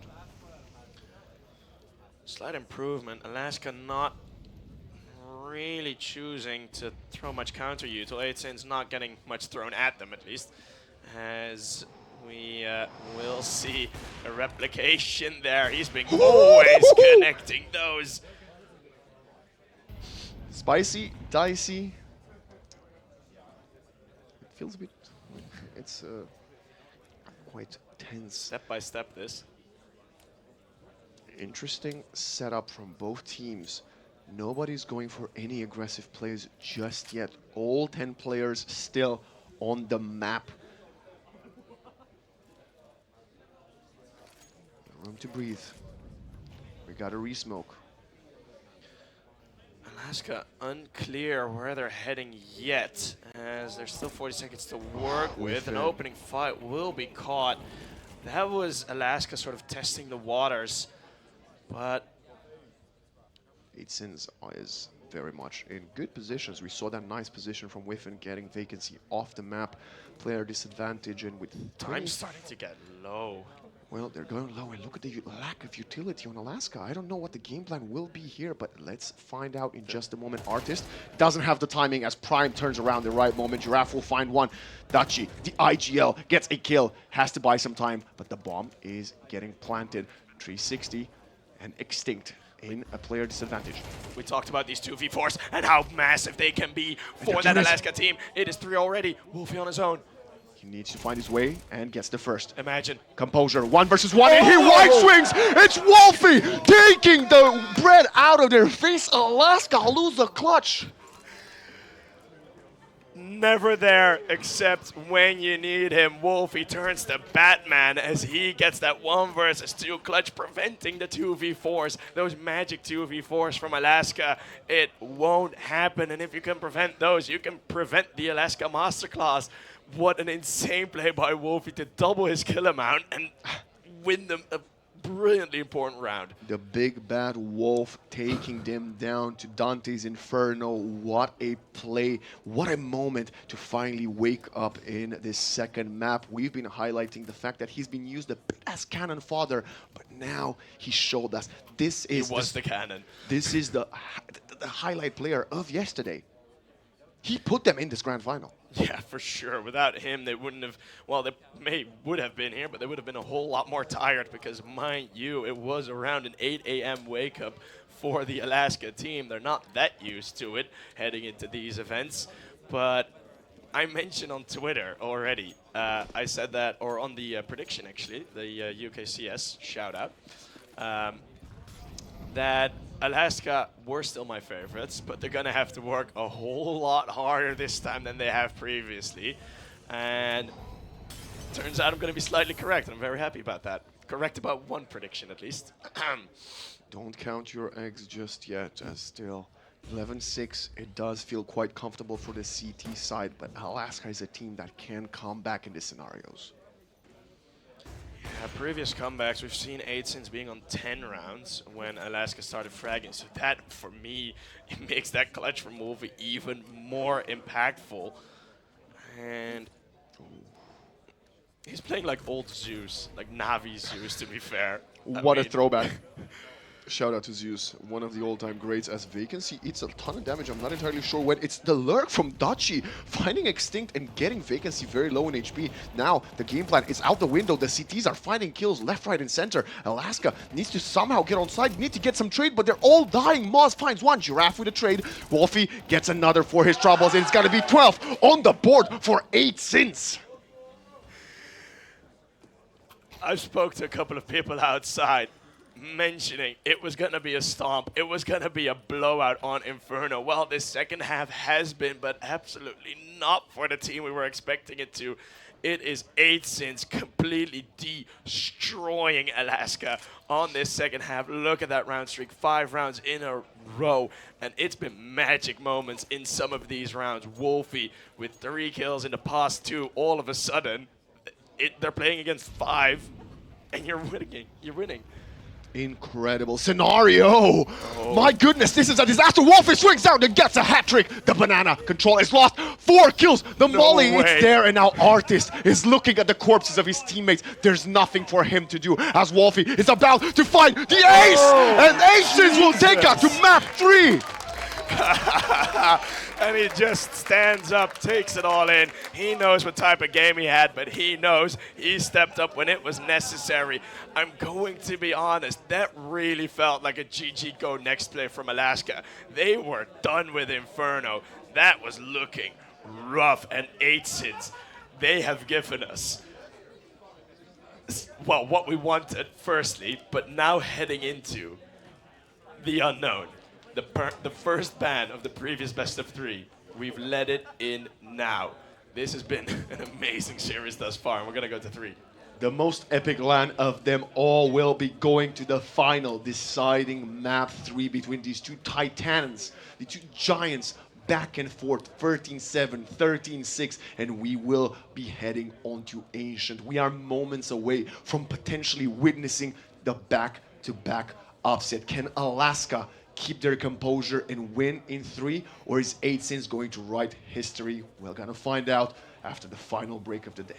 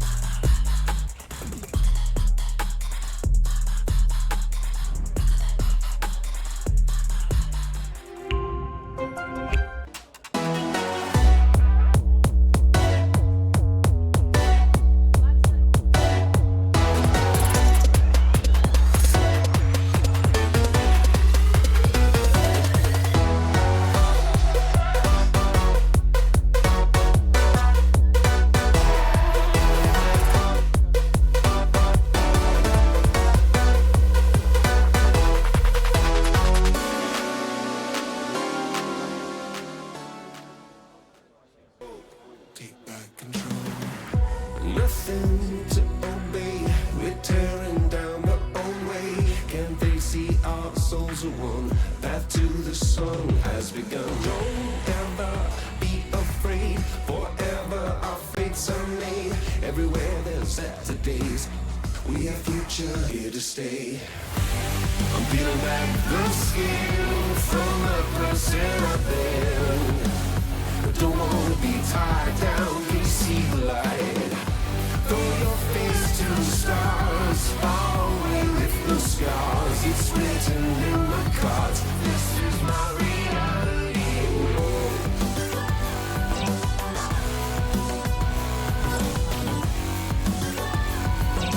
This is my reality.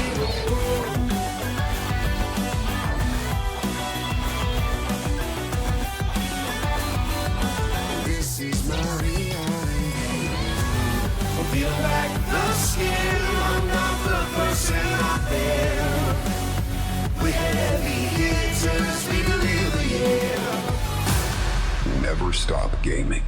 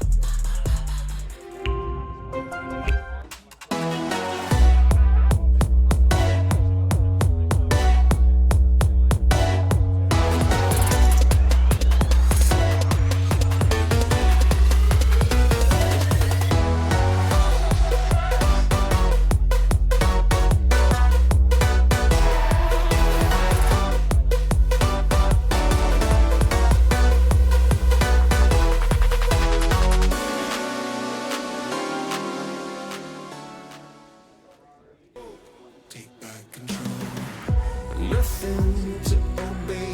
We're tearing down the old way. Can they see our souls are one? Path to the sun has begun. Don't ever be afraid. Forever our fates are made. Everywhere there's Saturdays, we have future here to stay. I'm peeling back the skin from the person I've been. Don't wanna be tied down, can you see the light? Throw your face to the stars, far away with no scars. It's written in my cards, this is my reality.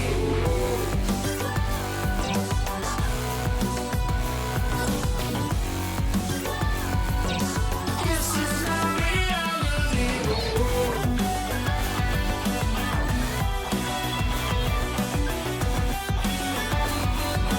This is my reality. I'll peel back the skin. I'm not the person I've been. We're heavy hitters, we deliver, yeah. Never stop gaming.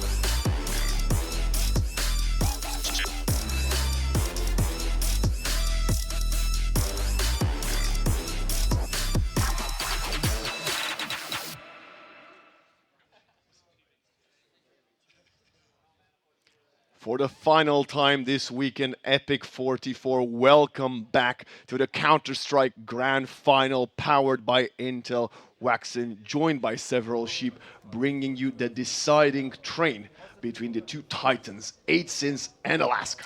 Yeah, and well, Decider Train, well, Decider Ancient as we head Never mind. into as we head into the map that has replaced Vertigo as to be the quintessential UK map to be played. Every team is good on it. If you're the best on Ancient, you're the best in the UK.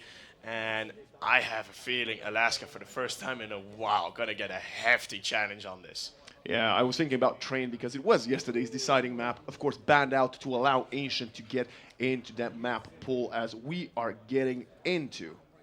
Banned by 8sins, by the way. Yep. 8sins were the ones to make that final decision on this map. So knowing the success they had on Train, probably also kind of realizing, right, 32 kills from Wolfie, maybe a bit risky, but going for Ancient is an amazing move. I'm very curious what they have planned.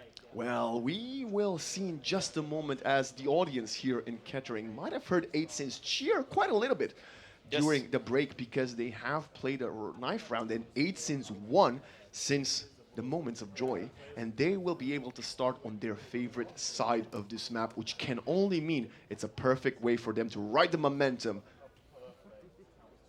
Yeah, and we have just also received confirmation they will be starting on that CT side, which you could have probably guessed after winning a knife round on Ancient Of that course. that is going to be the call that you go for. I am quite curious how hefty they are going to be pushing, because Dutchy's strats thus far have been pretty passive on both ends, but you're gonna need to at least make some plays happen, right? You can't sit around on Ancient. Just wait, sit back, and chill on the bomb sites, because you are gonna get wrecked. That's for sure. So you gotta be active here, and I'm really wondering how they're gonna handle that properly. Well, speaking of making things happen, EPIC.LAN for the final time this weekend. Let's hear it for both of our grand finalists. Make some noise for Alaska! And now let's hear it for 8 Cents. I will notice that very significant volume difference we see in the VTs. Still a clip from EPIC.LAN's past where it was the verdant jerseys with those beautiful Alaska members raising that trophy, and now it is going to be a dicey one. They're going to have to fight for it with all of their might. As we are getting underway with the final game of EPIC44 Alaska. 8 Cents, pistols on Ancient begin. We're gonna get a pretty lopsided start here for Alaska. Common approach, and they're gonna try and fight for it. The response will be proper here. It's gonna be Wolfie, a rough one, taking that first engagement. Good blind. Prime finds the opening. Stays alive. Dutchy doubles up. They are taking the advantage one after the other. The Alaska players are falling. Extinct needs to find something. The bomb is getting planted all the way across the map. As now Extinct falls, and it's gonna have to be Artist painting the most beautiful piece of art. Or not. Well, they've had mollies dropped. Wait, this is an interesting tactic. This could very well work. Artist is trying something special. He does have already the bomb down to half. Has the lineup perfectly ready. A bit of a gimmicky play there I love to would see be a solution. That solution is going to be there. And that is going to be the fix. Even with that play coming in, I still think he wouldn't have made it because, well, it wasn't even necessary, but there was the defuse kit on them as well. They were fully ready for that. And I mean, we've been somewhat critical about the flashbang use, about 8 Cents. They had one, and it blinded 3 opponents. That was beautiful. Sheep, I think this might be one of the things that we had, of course, Alaska prepare between the maps. Unlike 8 Cents who went out to get a breath of fresh air, Alaska sat down at the computers, hyper-focused, trying to come up with a game plan for Ancient. The bomb plant will allow a bit of freedom in this round for Alaska, and 8 Cents, well, wary of it. And I mean, we aren't seeing as many of these type of rounds go the way of that T-side team thus far. That's his ground, finds a triple kill in a matter of seconds. Now Whiffin, sticking true to his name, Whiffin about 19 bullets before finding the kill, as 360 will fall, and it's gonna be Extinct with the Galil getting the first one back. If Prime starts to feel good, he's 5-0. Another kill from Extinct, but it's gonna be the momentum starting to build up round after round, and this is the side of 8 Cents winning at this point, if you count Inferno, about 7 rounds in a row. Question now is, right, it's the first time on stage for a lot of these guys. It's not the first finals that they've been in, but for the 8 Cents guys. At what point does that heart rate start to get a bit uncomfortably high, right? Because you're gonna get shaky, I reckon, at some point here, because this is the best they've ever played, 100%. I don't want to jinx it for them, Sheep, but I had the same fear yesterday, and after crumbling twice, they still managed to pull it off. As right now, the Alaskan squad is losing player one after the other. 8 Cents should find 3 on the board, so I don't think the pressure can get to them, especially if Alaska doesn't start fighting back soon. And in these rounds, I mean, 3 alive in the previous, 5 alive now. That's that Seats economy going to be building up in a great way. Yeah, I mean, the Ancient map thus far for Alaska, it has been a good one ever since it has been added to the map pool for them, right? They're so super comfortable on it. But an even 360, right, and all the teams he's been playing with K10, with Gamer Legion Academy. He had a very insightful interview, by the way, on UK CSGO. Check that one out if you want to learn more about Jamie. But yeah, on all of the teams he's been in, Ancient has been one of their top picks. Are you So afraid that this might have been a Dutchy drafting masterclass, somehow ending up on Ancient because he had a lot of that tape to study to prepare his squad for taking down Alaska on Ancient? I have there might actually be a very, very good chance that this will be like a glaive level masterclass from the 8sins captain. We'll see. And the 8sins team as a whole, they're here with a whole bunch of people. The support structure is there. We'll have interesting takeover, nice dissipation, and MP9 will falter as Extinct wins the duel. Player advantage for the T side. Let's see how Alaska's gonna treat this mid-round as we have a nice push from Dutchy, finding two in a matter of seconds. He stays alive. He's gonna find the third as the IGL continues to step on the neck of the T's. Call it a glaive masterclass. He's fragging like Dupree, hitting all of those shots. It's going to be 360 with a slight recovery, mentioning 2v4s. It's a dead beaten horse, but Alaska, It's their they specialty. are so scary in this. The clutch specialists. They've been able to prevent them well, 8sins, but they have a good shot here, Alaska. Within spots, a whiff of Artist. 360. How is he going to treat the rest of his round as we have one player advantage for the CTs? I'm looking at the utility and it's there, but how are they gonna try to get there? Time is going to start running real low real soon. That sun's going to go under for 8sins here in round 4. We're going to have one man left standing. He knows where the opponents are. They each found a kill onto his teammates. How is he gonna fight this? Has the Imagine. smoke. Swings out, M4A4, goes for Artis, gets the kill, down to a 1 versus 1, going for it. And now it's getting low. What's gonna happen? The tension is rising, and we have the kill coming from Prime! Is there time, As though? 360 falls, Is there we're time? waiting for the defuse. Oh, whoa. He did not get it. Alaska find the first on the board, but is it enough after losing 5 rifles? I don't know. Vacancy shaking off some nerves there as they just barely get that round. I even think just having a full stick there might have been the better decision for Prime. It was an awkward route for 360 to head into it, but I mean, you never know, right? You never know in a situation like this, and well, 360's been quite fond of hitting kills through smoke in these late rounds. Of course, it's a risk that you better not take in that scenario. Even if you lost a round, you did deal a ton of damage to the Alaskan economy, which means in the later portions of this half, it could have a lot of impact. Extinct, this time, hopefully will not get caught by the same play. They will be a bit more careful, and it's a bit of a gimmick play, right? Such a wild push, but we are going to have the sort of calmness now returning. If it works, it's not broken. What an amazing play that was. That's actually absolutely ridiculous. But Alaska, what is nice about this point now, very early on, they get the confirmation that they can win those 2v4s, right? That confidence is going to be a lot higher as soon as such a situation does rear its head again. Dutchy.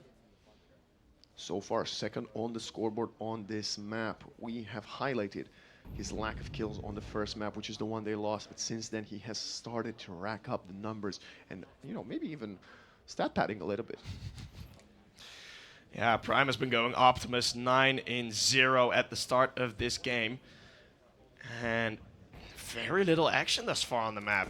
It's 1 minute 20 gone. Winning this round could be, losing this round actually could be devastating for either side.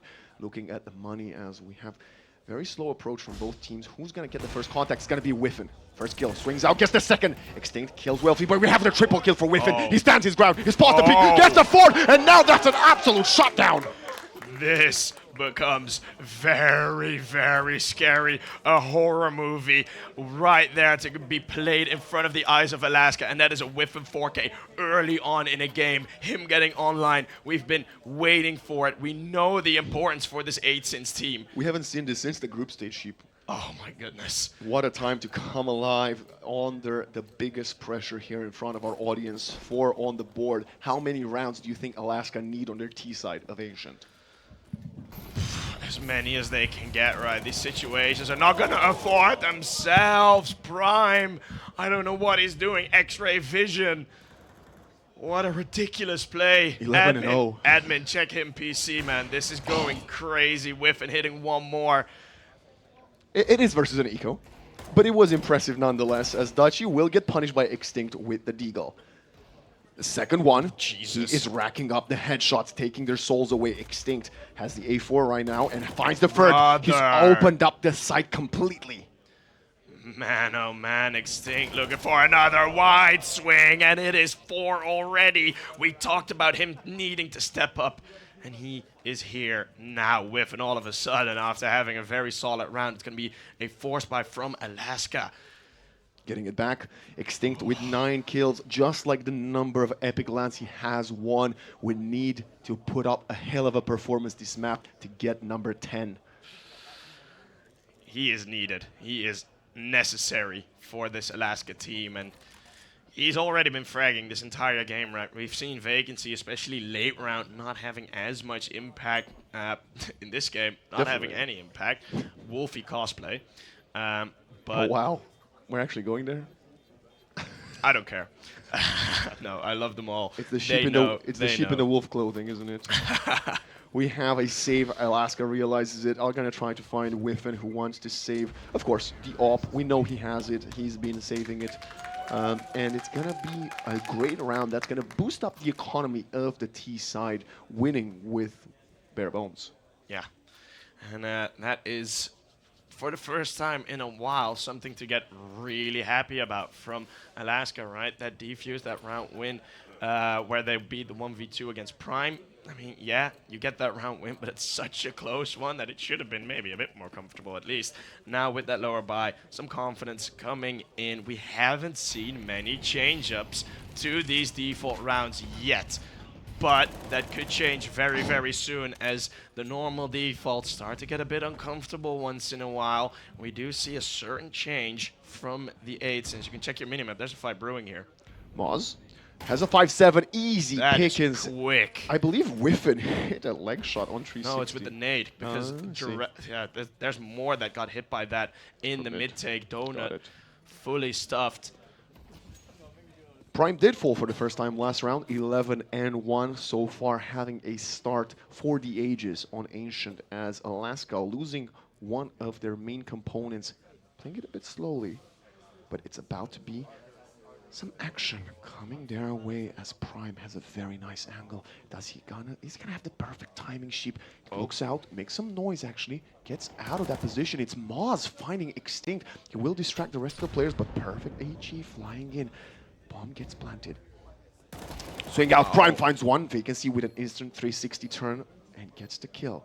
Vacancy, his moment now to get online, but He its doesn't. connection interrupted. It is many, many kills coming through for that 8-Sins team.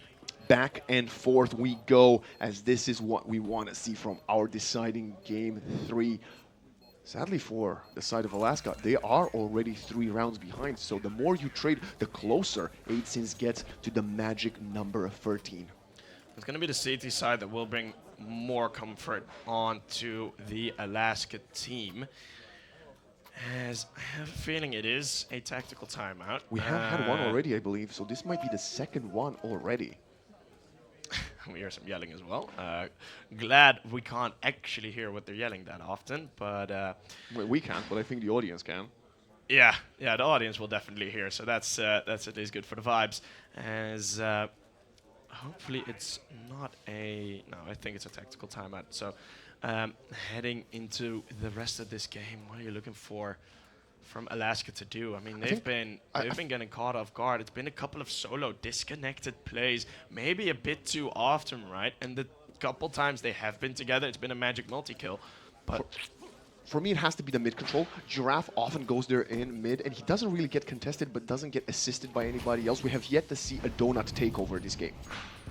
yeah, it's really been a while, and that early presence, Alaska haven't really shoved their elbows out to get some of these early round positions. No donut control. Cave, they had an attempt where they got shot down by Whiffen, but they didn't go back to it yet. So these are 2 of the most important parts of Ancient. You can't just allow 8-Sins to abandon them completely and play all the way backside, which is what we saw Prime do last round.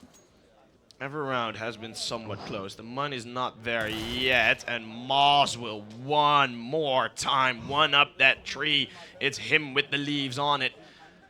Unbelievable play, and now they need to find a quick exchange. They can't round the clock down as they have previously done.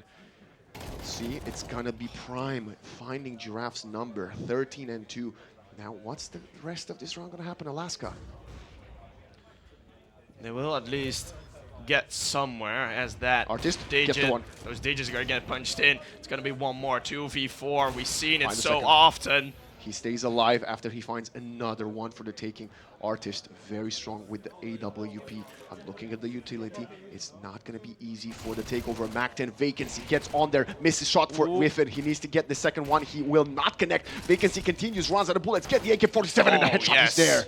Prime. 1 versus 2. The star player of 8 Sins. Can he get on the bomb? He's done it before. He taps this bomb. Has the smoke. He's going for it. What he's got to do? Vacancy gets the bomb kill.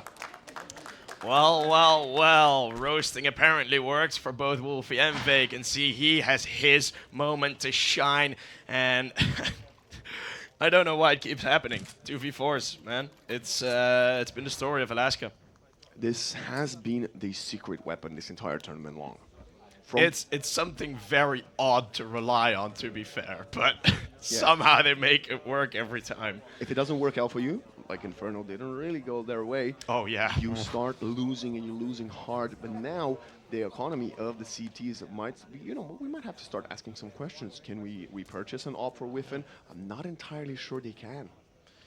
Yeah, it would be, but it would be like, I mean, don't know if you can get armor with it then at that point. And will they be able to, even with the current weaponry, play the same as they have?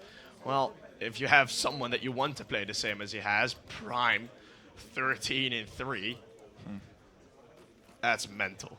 That is absolutely insane. What a start from him to the game, 8 rounds deep. Rapid take. Let's see. Nice utility flying from both teams to see some space around the map. This time I'm looking at this buy, and it's that's a buy, right?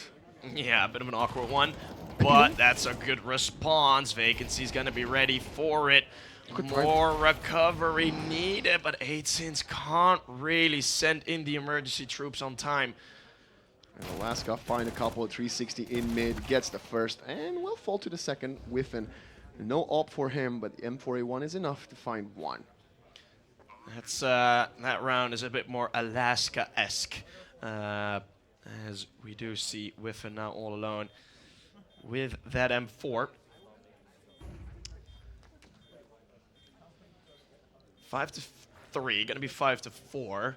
Maybe even 5-6, depending on the economy after this loss. Yes, Yeah. 8 Sins won a couple of rounds in a row, but they would be losing players. Alaska have made every single round competitive thus far. I don't think we have seen a single flawless round. No, we haven't. Far from it, actually. As every single time has been very, very costly in a lot of these rounds where you start with an advantage. And we got Tree getting himself hyped up. I want to take this moment because we're not going to get that intense of a round here. Shout out the production for this entire Counter-Strike event. This is the first time in I don't know how many editions that the grand final started exactly on time. These two teams right here, they're starting to look for a scenario where they're still going to be making us late. If we're going to head into more and more OTs, it is a very, very real possibility. But I want to say this has been one of the most smoothly run events yet, and big shout out, big props. Very deserved, of course, as we move back into the action. You did predict 8 Sins might be looking at a slightly lighter buy. Maybe they would love to find some AK-47s to save on to the next one, as Alaska finds the opening kill with the AKs, and that's Whiffin with the weapon that he saved. And Got you? a bit of fumbling there, and gets sat down in the corner. Giraffe does, well, able to see over those smokes, likely. Quite comedic, actually. 360 finds another one onto Prime, and one after the other. The 8 Sins players have kind of resigned. There's not much more they can do, as we have an attempt from Moz. Not going to get anything. Wolfie will need to get his way and sacrifice, as Artist finds him in the back of the head with a P250. more of a puppy, right, when you just have a USP. And that's a flawless round, by the way, which means Alaska will be able to purchase for the remainder of this half. Yeah, that's like instant confirmation. You're gonna have AKs all game or all half round now, and I mean, at a third map, I'm not even really gonna say it's a bad thing that you're gonna be on a bit of a scrappier buy, because we have seen it doesn't matter at all for these teams. Yeah. They can have impact with absolute any type of weaponry. As this time around, it is a slight change up, but Whiffen gets a full blind AWP shot before he gets traded. They are completely overwhelming the bomb site, and I think they might find the bomb plant quite clearly. There has been a trend on this map. All right, I'm going to yap about this after this round is done, because we are going to see something happening here. I think they should be saving. I don't know if you should contest here. They're going to try. If they find an opening, they might commit. Otherwise, I'm expecting a fallback. Nice lineups. Risks could be taken here, yeah. Artist gets pushed off the angle. What a headshot double from Giraffe from the high ground. Extinct with another, and now Dutchy looking at a 1 versus 4. Well, find the first, but gets lined up by Artist, which means the economy of the CTs is basically shambolic going into the final round. Yeah, that's not going to be easy. One thing that that's why I laughed halfway into that round. I don't know why, but pretty much every single Ancient game I've seen, late in the half, there is an A-side rush. Like the last 2 rounds, they just bum rush A-side. I've seen it happen so often. It's just a thing, and I've seen no one else talk about it, and I feel left out. I truly feel that you should have saved in that 4 versus 4. I know you gotta ooze some confidence and try to impose yourself onto your opponents, but now you're gonna be playing with scraps versus full purchase from Alaska, and they are looking in a good position to get the 7th as Dutchy. Going for the Hail Mary, will finally get Extinct off as Vacancy, and it's Dutchy again. He's the king of this position with the SMGs. It is ridiculous, picking his right moments to play this as well, right? Not committing to it every single round, knowing how impactful it would be for him to get caught. Artist infiltrating with the bomb. He's got the bomb. He's gonna lose the bomb as Moss gets the headshot. Molly's coming in. Great separation, but Moss survives. What a mistake from Artist. That is decently uncharacteristic, as we do see another 2v4 being attempted, of course. Damage. Bomb is still lost. It's so deep lost. 2 versus 2, HP not that even. We have a slight advantage for the CTs, 4 AKs online. Oh, this is gonna be a puzzle. They're gonna have enough time for it, that's for sure. I wonder who the first player to get contact will be. 33 seconds, you gotta make a decision. You can't save for the pistols. Giraffe spots a shadow. Whiffen changes position. Moz actually headshotting 360 now. A 1 versus 2 gets the first one. He knows where the second player is. Giraffe wants to get it. He's gonna get it, but the White String gets it, and Whiffen brings it to an equal. 6-6. There we head in towards half number 2. That is a crazy first half where, I mean, both teams. We've been pretty much trading rounds. What's the longest round streak? I think it was 3 in the beginning for 8 sins. 5-2, yeah. What a resurgence from Whiffen. Prime riding the momentum his entire tournament. But I gotta say, Dutchy, second on the scoreboard. What a way to slowly come alive from that abysmal performance on map 1 to this successful start to the Ancient. Yeah, I mean, he was just chilling map 1. You know who else is still chilling? He's just a chill guy. You know who's still chilling? He was just still chilling. Well, yeah, but we know that it does not matter at all that Wolf is 2 and 9. Extinct, getting curious, double pistols, but there might be more than a couple on the other side of the wall. Extinct's dualies, it's been a bit of a hit or miss. I guess he sometimes misses. Guess they never miss, huh? It's actually Artist as well, but Extinct pushing aggressively, nice duel up. Have the player advantage. You don't need to push. You just need to play together, trade for each other, and win the round with numbers. A bit of undecisiveness here for 8 Sins. They lost their IGL, they lost their head. Very good position here from a couple of players. Giraffe is going to be the surprise weapon. They're running around. They're not checking him. He's tree finding one. Now Giraffe needs to swing. He's got to come around. But Whiffin gets an incredible headshot. This is unbelievable. The action continues. Vacancy finds another kill. Swings with a double. Wow. USB headshot is going for more. Prime gets the Glock and the double. And he finally gets taken out. Goodness me, nearly another 1v3. What a back and forth. That was, I mean, that whole pistol round was slowly leaning away of Alaska, and all of a sudden that metronome started going haywire. Prime almost clutched that. 1 versus 3. That would have been ridiculous. Oh, man. I'm going to say this. I know we're still a full half away, maybe even OT from finishing the tournament, but Prime for me could very well be the whole MVP no matter the way this match ends. You know it, I know it. When you're casting a game, you get a feeling about who's going to win. That feeling is non-existent for me at this point, gotta be honest. I have no clue at this point. But Alaska starting at least to be a bit more comfortable. As I say that, I got proven wrong instantly, but it's still just... You see the kill with the Glock come through. You're going to be pretty all right if you're Alaska at this point, I reckon. Should be. Or it would be the second time on stream. Dachi up to 13 kills, Sheep. Prime 17. 17. By far the standout stat players of the grand final. Actually, of the top 4 so far. Incredible for him, but like you mentioned, the Glocks, they're most likely not going to find anything else. Alaska, very nice spread around the map. We see 360 taking him out. There will actually be something to do here for 8 Sins. I wouldn't be surprised if we get a bit of a round out of this, but... I would be surprised, I'll be honest. 360 is okay, here. yeah, the reroute's there. They're trying to find each other with the SMG. Dachi will get the kill, but it's going to be sufficient as Giraffe comes into play. Extinct with the final one, only losing a couple, and 2 rounds advantage for the favorites. We got the crowd teasing Jamie a bit, but he should be able to handle that just fine.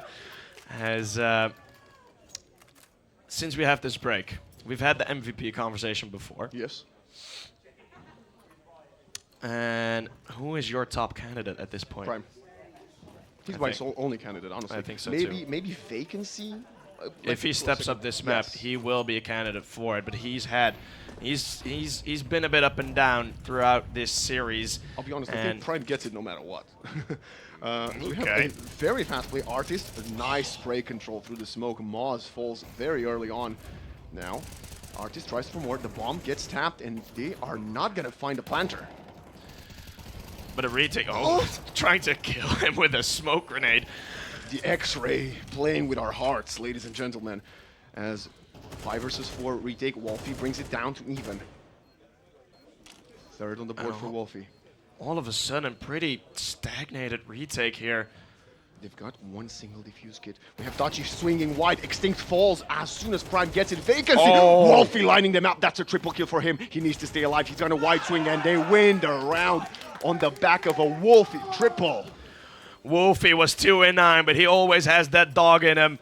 It is another massive, massive round out of the X Factor, I gotta say. It's Jesus.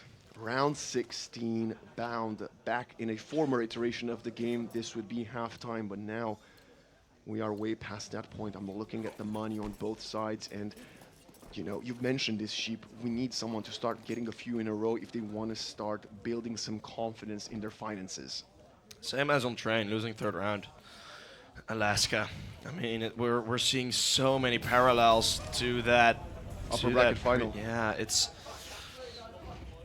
somehow exactly the same and completely different. I don't know what to tell you about it. It's a different skin. History repeats itself with its skin differently. Yeah. Prime? When are they going to add new agents into CS, you think? Okay, Probably won't, right? I think they might, but I'm not entirely sure. I think Jackie is going to be distraught when he knows that they won't be making another agent. Hello? Guys? Hi, huh? We don't need to do this. There is zero need for us to go and allow Extinct to get a couple of headshots. He now has the AK-47, so he feels even stronger. Dusky, what a pressure, what a position. Dachi, he's impeccable, finding another double. Wolfie with the last. Dachi right now with the IGL performance of the century. He has so much riding on him in terms of keeping those calls up, keeping his own performance up, because you see how necessary it is, especially in that first half, right? And Yeah, one of the things you've been saying since yesterday morning is about this 8sin side. Oh, well, the individuals maybe not up to par, the star players not available No, to match up with Alaska. But look at them, the last, well, 6 maps Yeah. now they've been playing. Every single time there is someone else joining Prime in that quest. Peak Wolfie is a top 2 rifler. Peak Whiffen is a top 2 opper in the UK scene. The problem was that they had very many struggles in the mid rounds. Alaska are going to try to prevent a mid round from even happening very early on with that high pressure. That was what we have been looking for. Yeah. I've been wanting from Alaska to have more mid pressure from the T side. Now they finally do it on the second half, CT respectively. 8sins. You heard me say this time and time again, Sheep. I think this would be the moment where you gotta freeze and maybe consider a save. That'd be a tough call to make, though, because that'd be.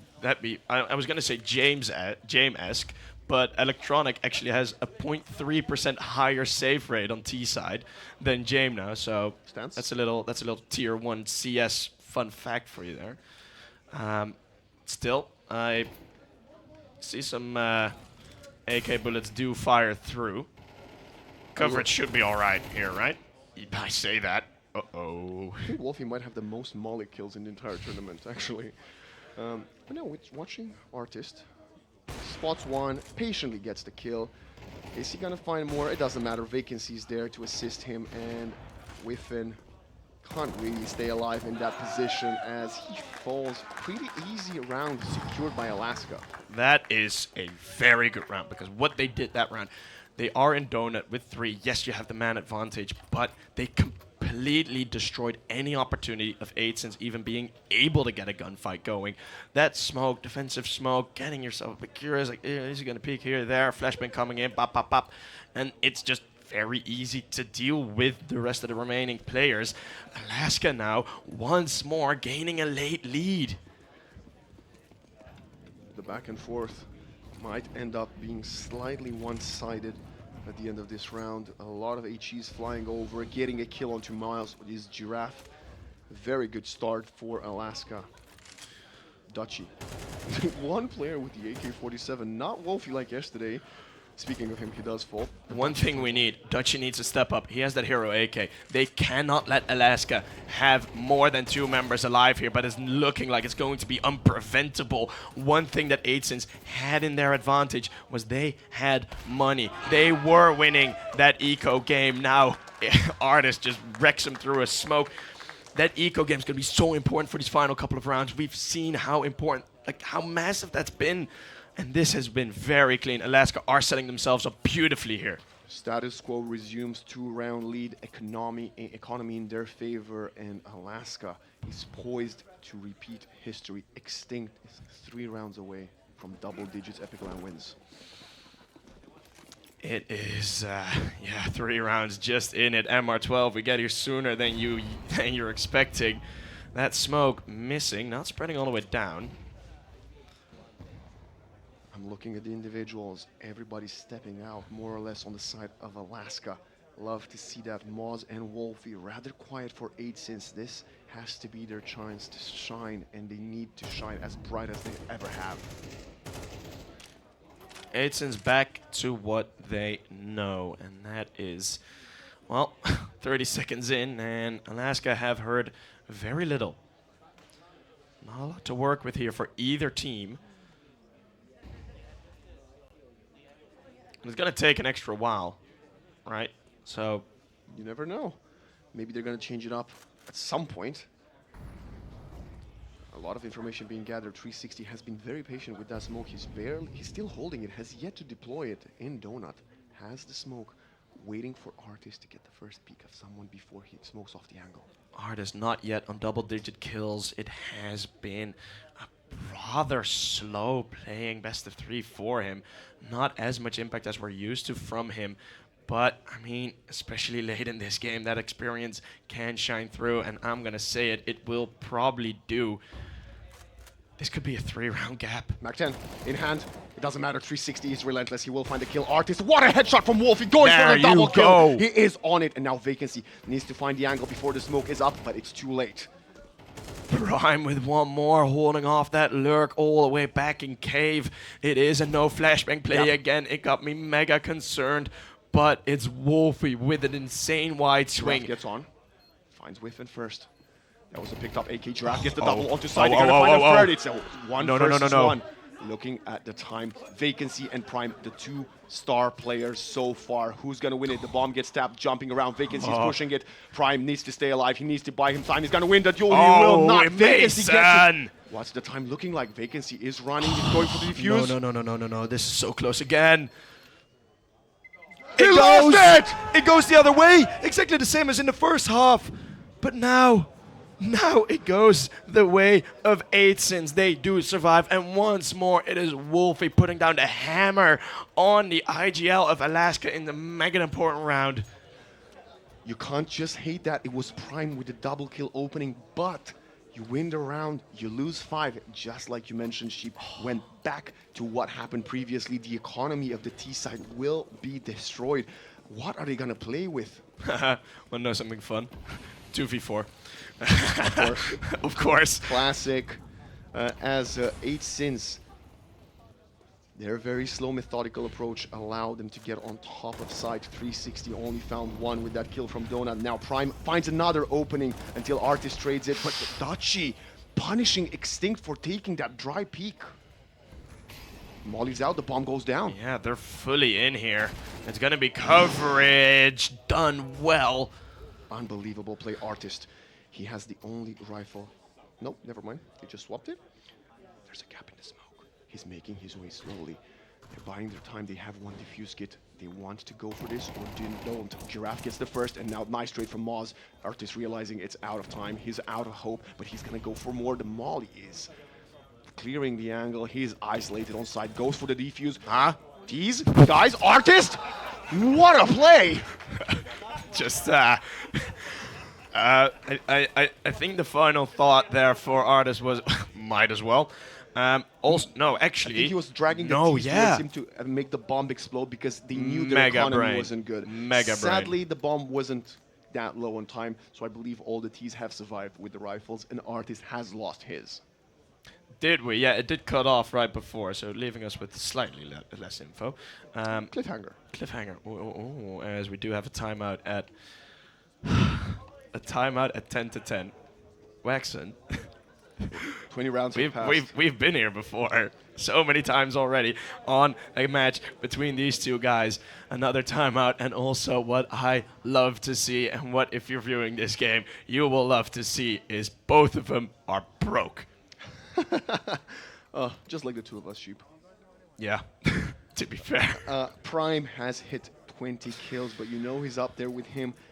It's not Extinct, it's not 360, it's not Wolfie, it's not Whiffen, it's Dutchy. 19-1 below.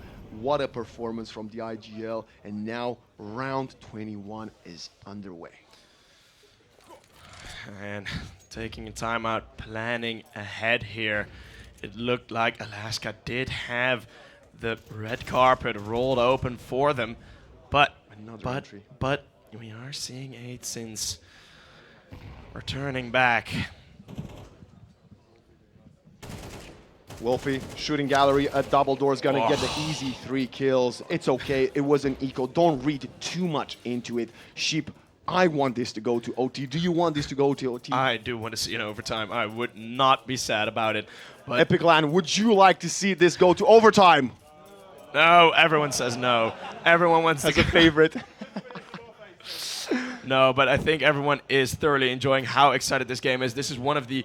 I've heard the rounds, I've heard the echoes. Everyone is super glad that this is an actual final, head-to-head, close Counter-Strike. And, you know, with the way the money is looking, this somehow might be it already. We shall wait and see. There is no AWP for either side. Artist would love to have it. Nice flash swing out. Vacancy and Artist find the opening. Prime falls first. He has found so many openings. You gotta feel good about taking him out, but Extinct eats a ton of damage somewhere. Again, Vacancy being that tip of the spear when Alaska need it. And there you go once more. And Vacancy stepping up late again. Alaska doing what they need to do. Backs against the wall. VRS points slipping through their fingers. Looking at this, but it's a 2v4 for 8sins. A big opportunity, but they're not quite Alaska. It's not going to be as big of a chance here. And there's going to be freebie. It's gonna have to be all the 24 rounds, Sheep. 11 to 11. We will play all of the regulation. We just don't know which side is gonna go. Who's going to get there first? That is the question. And I mean, That's Counter-Strike. 4 alive here, so there will be at least some rifles. Do Alaska lose this round? Another timeout call. They want to have a bit of a chat about this one. Ooh, what a change up. I was just highlighting a bit of the weaponry in the previous round. Now, slightly different. There is 3 players with more than $1,000 left. 3. So much damage. The tension is rising, and the angle from What? Whiffin gets the peak kill. But look at Extend, wants to cut line up of a few. Finds the first one. It's Prime again, dying without finding a single kill. 4 versus 4 as we settle down again. That opening fight, Alaska once more taking it straight to the face of 8sins.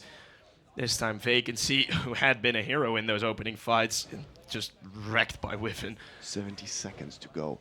The time is running. They're forcing out more and more pieces of utility, and you guessed it, Alaska doesn't have that many left.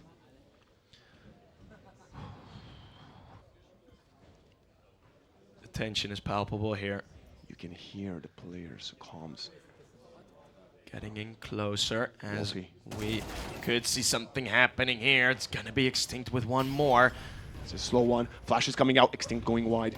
He does find the third Whiffin and the fourth. Oh. He's exterminating them all. 22 kills as they get the tournament point, 12 to 11. That is very loud from the Alaska camp, and what a moment to step back up, to get back into things. But it's the T side. Yes, it's a lower buy, but you can still work magic with this. But the pressure is mounting. 8sins, can they put a bow on their magical performances that they've had, the best they've played in an event ever?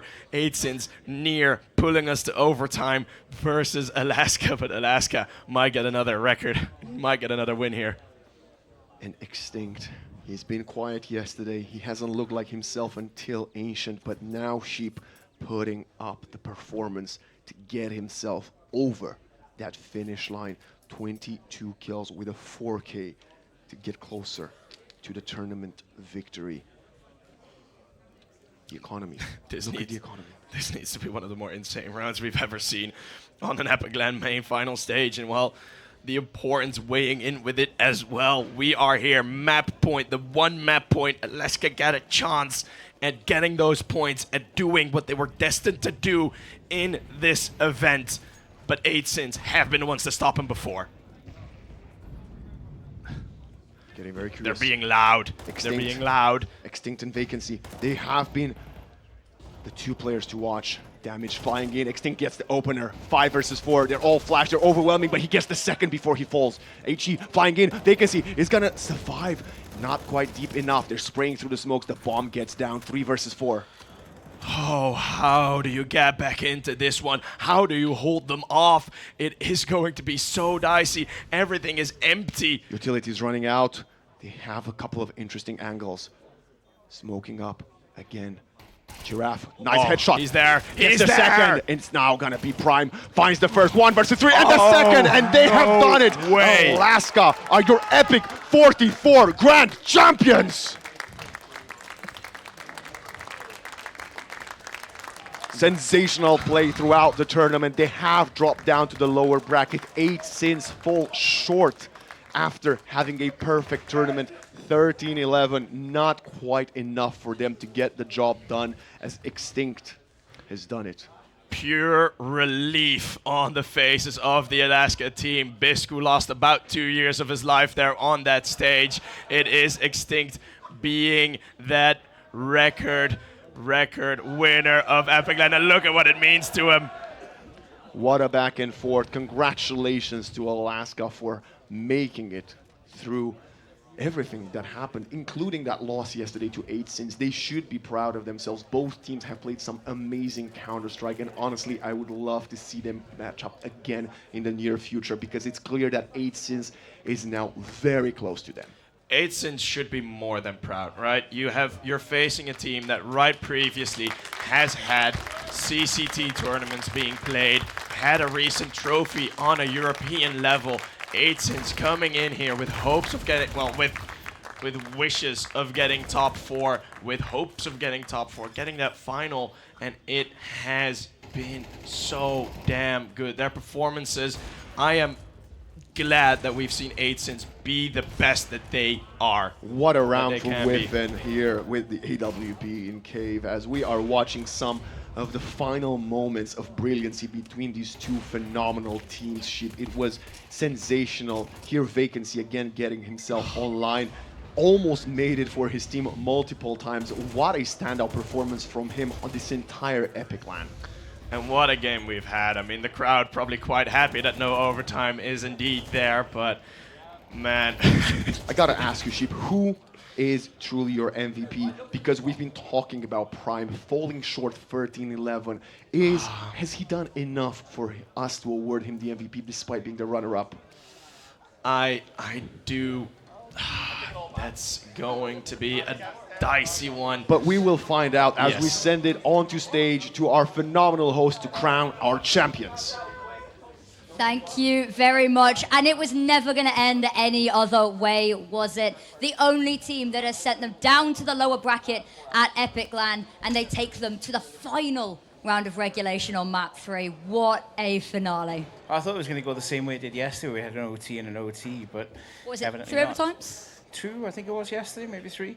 But nonetheless, it was a very good match. Watched it all backstage with the rest of the guys from the production crew, so it was good from start to finish, to be honest. It was indeed. And I think it's about time. Does someone want to come up and be a representative? Now, I know you usually send Bisco over to have a chat to us, but I think different face.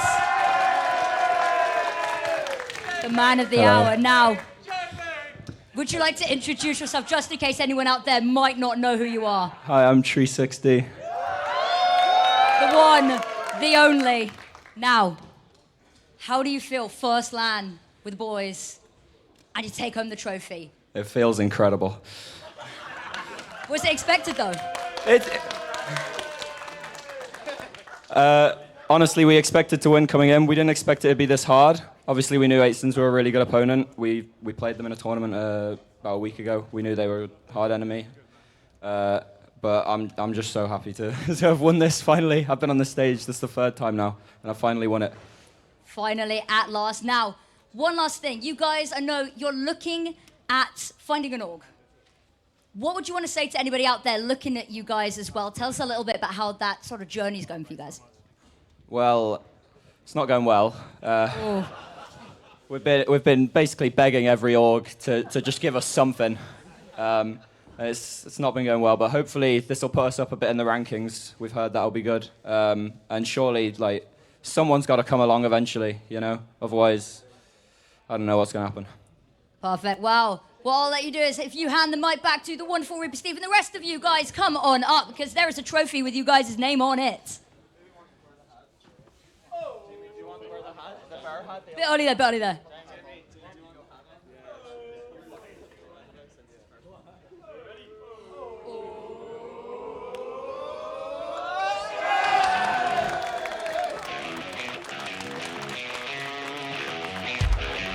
There you have it, you're back to back.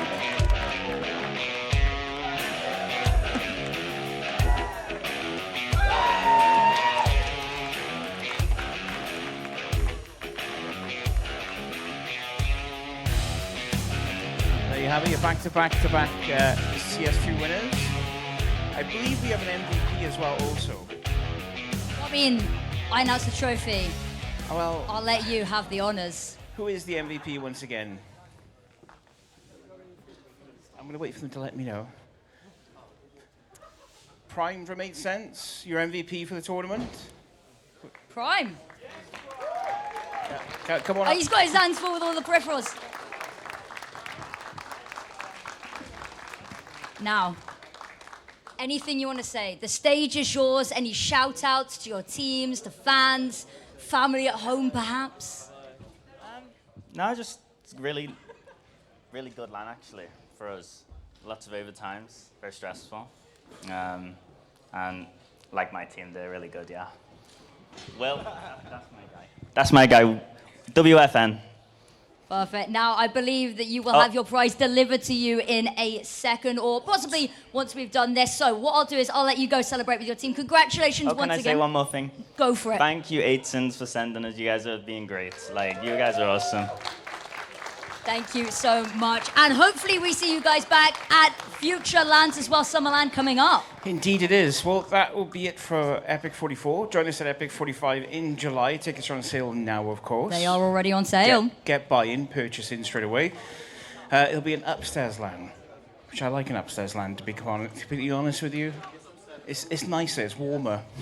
Yeah, a little bit there, yeah. But there's a couple more people that we have to thank first. We need to thank our sponsors, Intel, of course. EPIC44 with Intel. We have overclockers as well. Is this ROG? Republic of Gamers. Republic of Gamers, sorry. Yeah, and obviously the wonderful, massive screen, thanks to the Big Purple.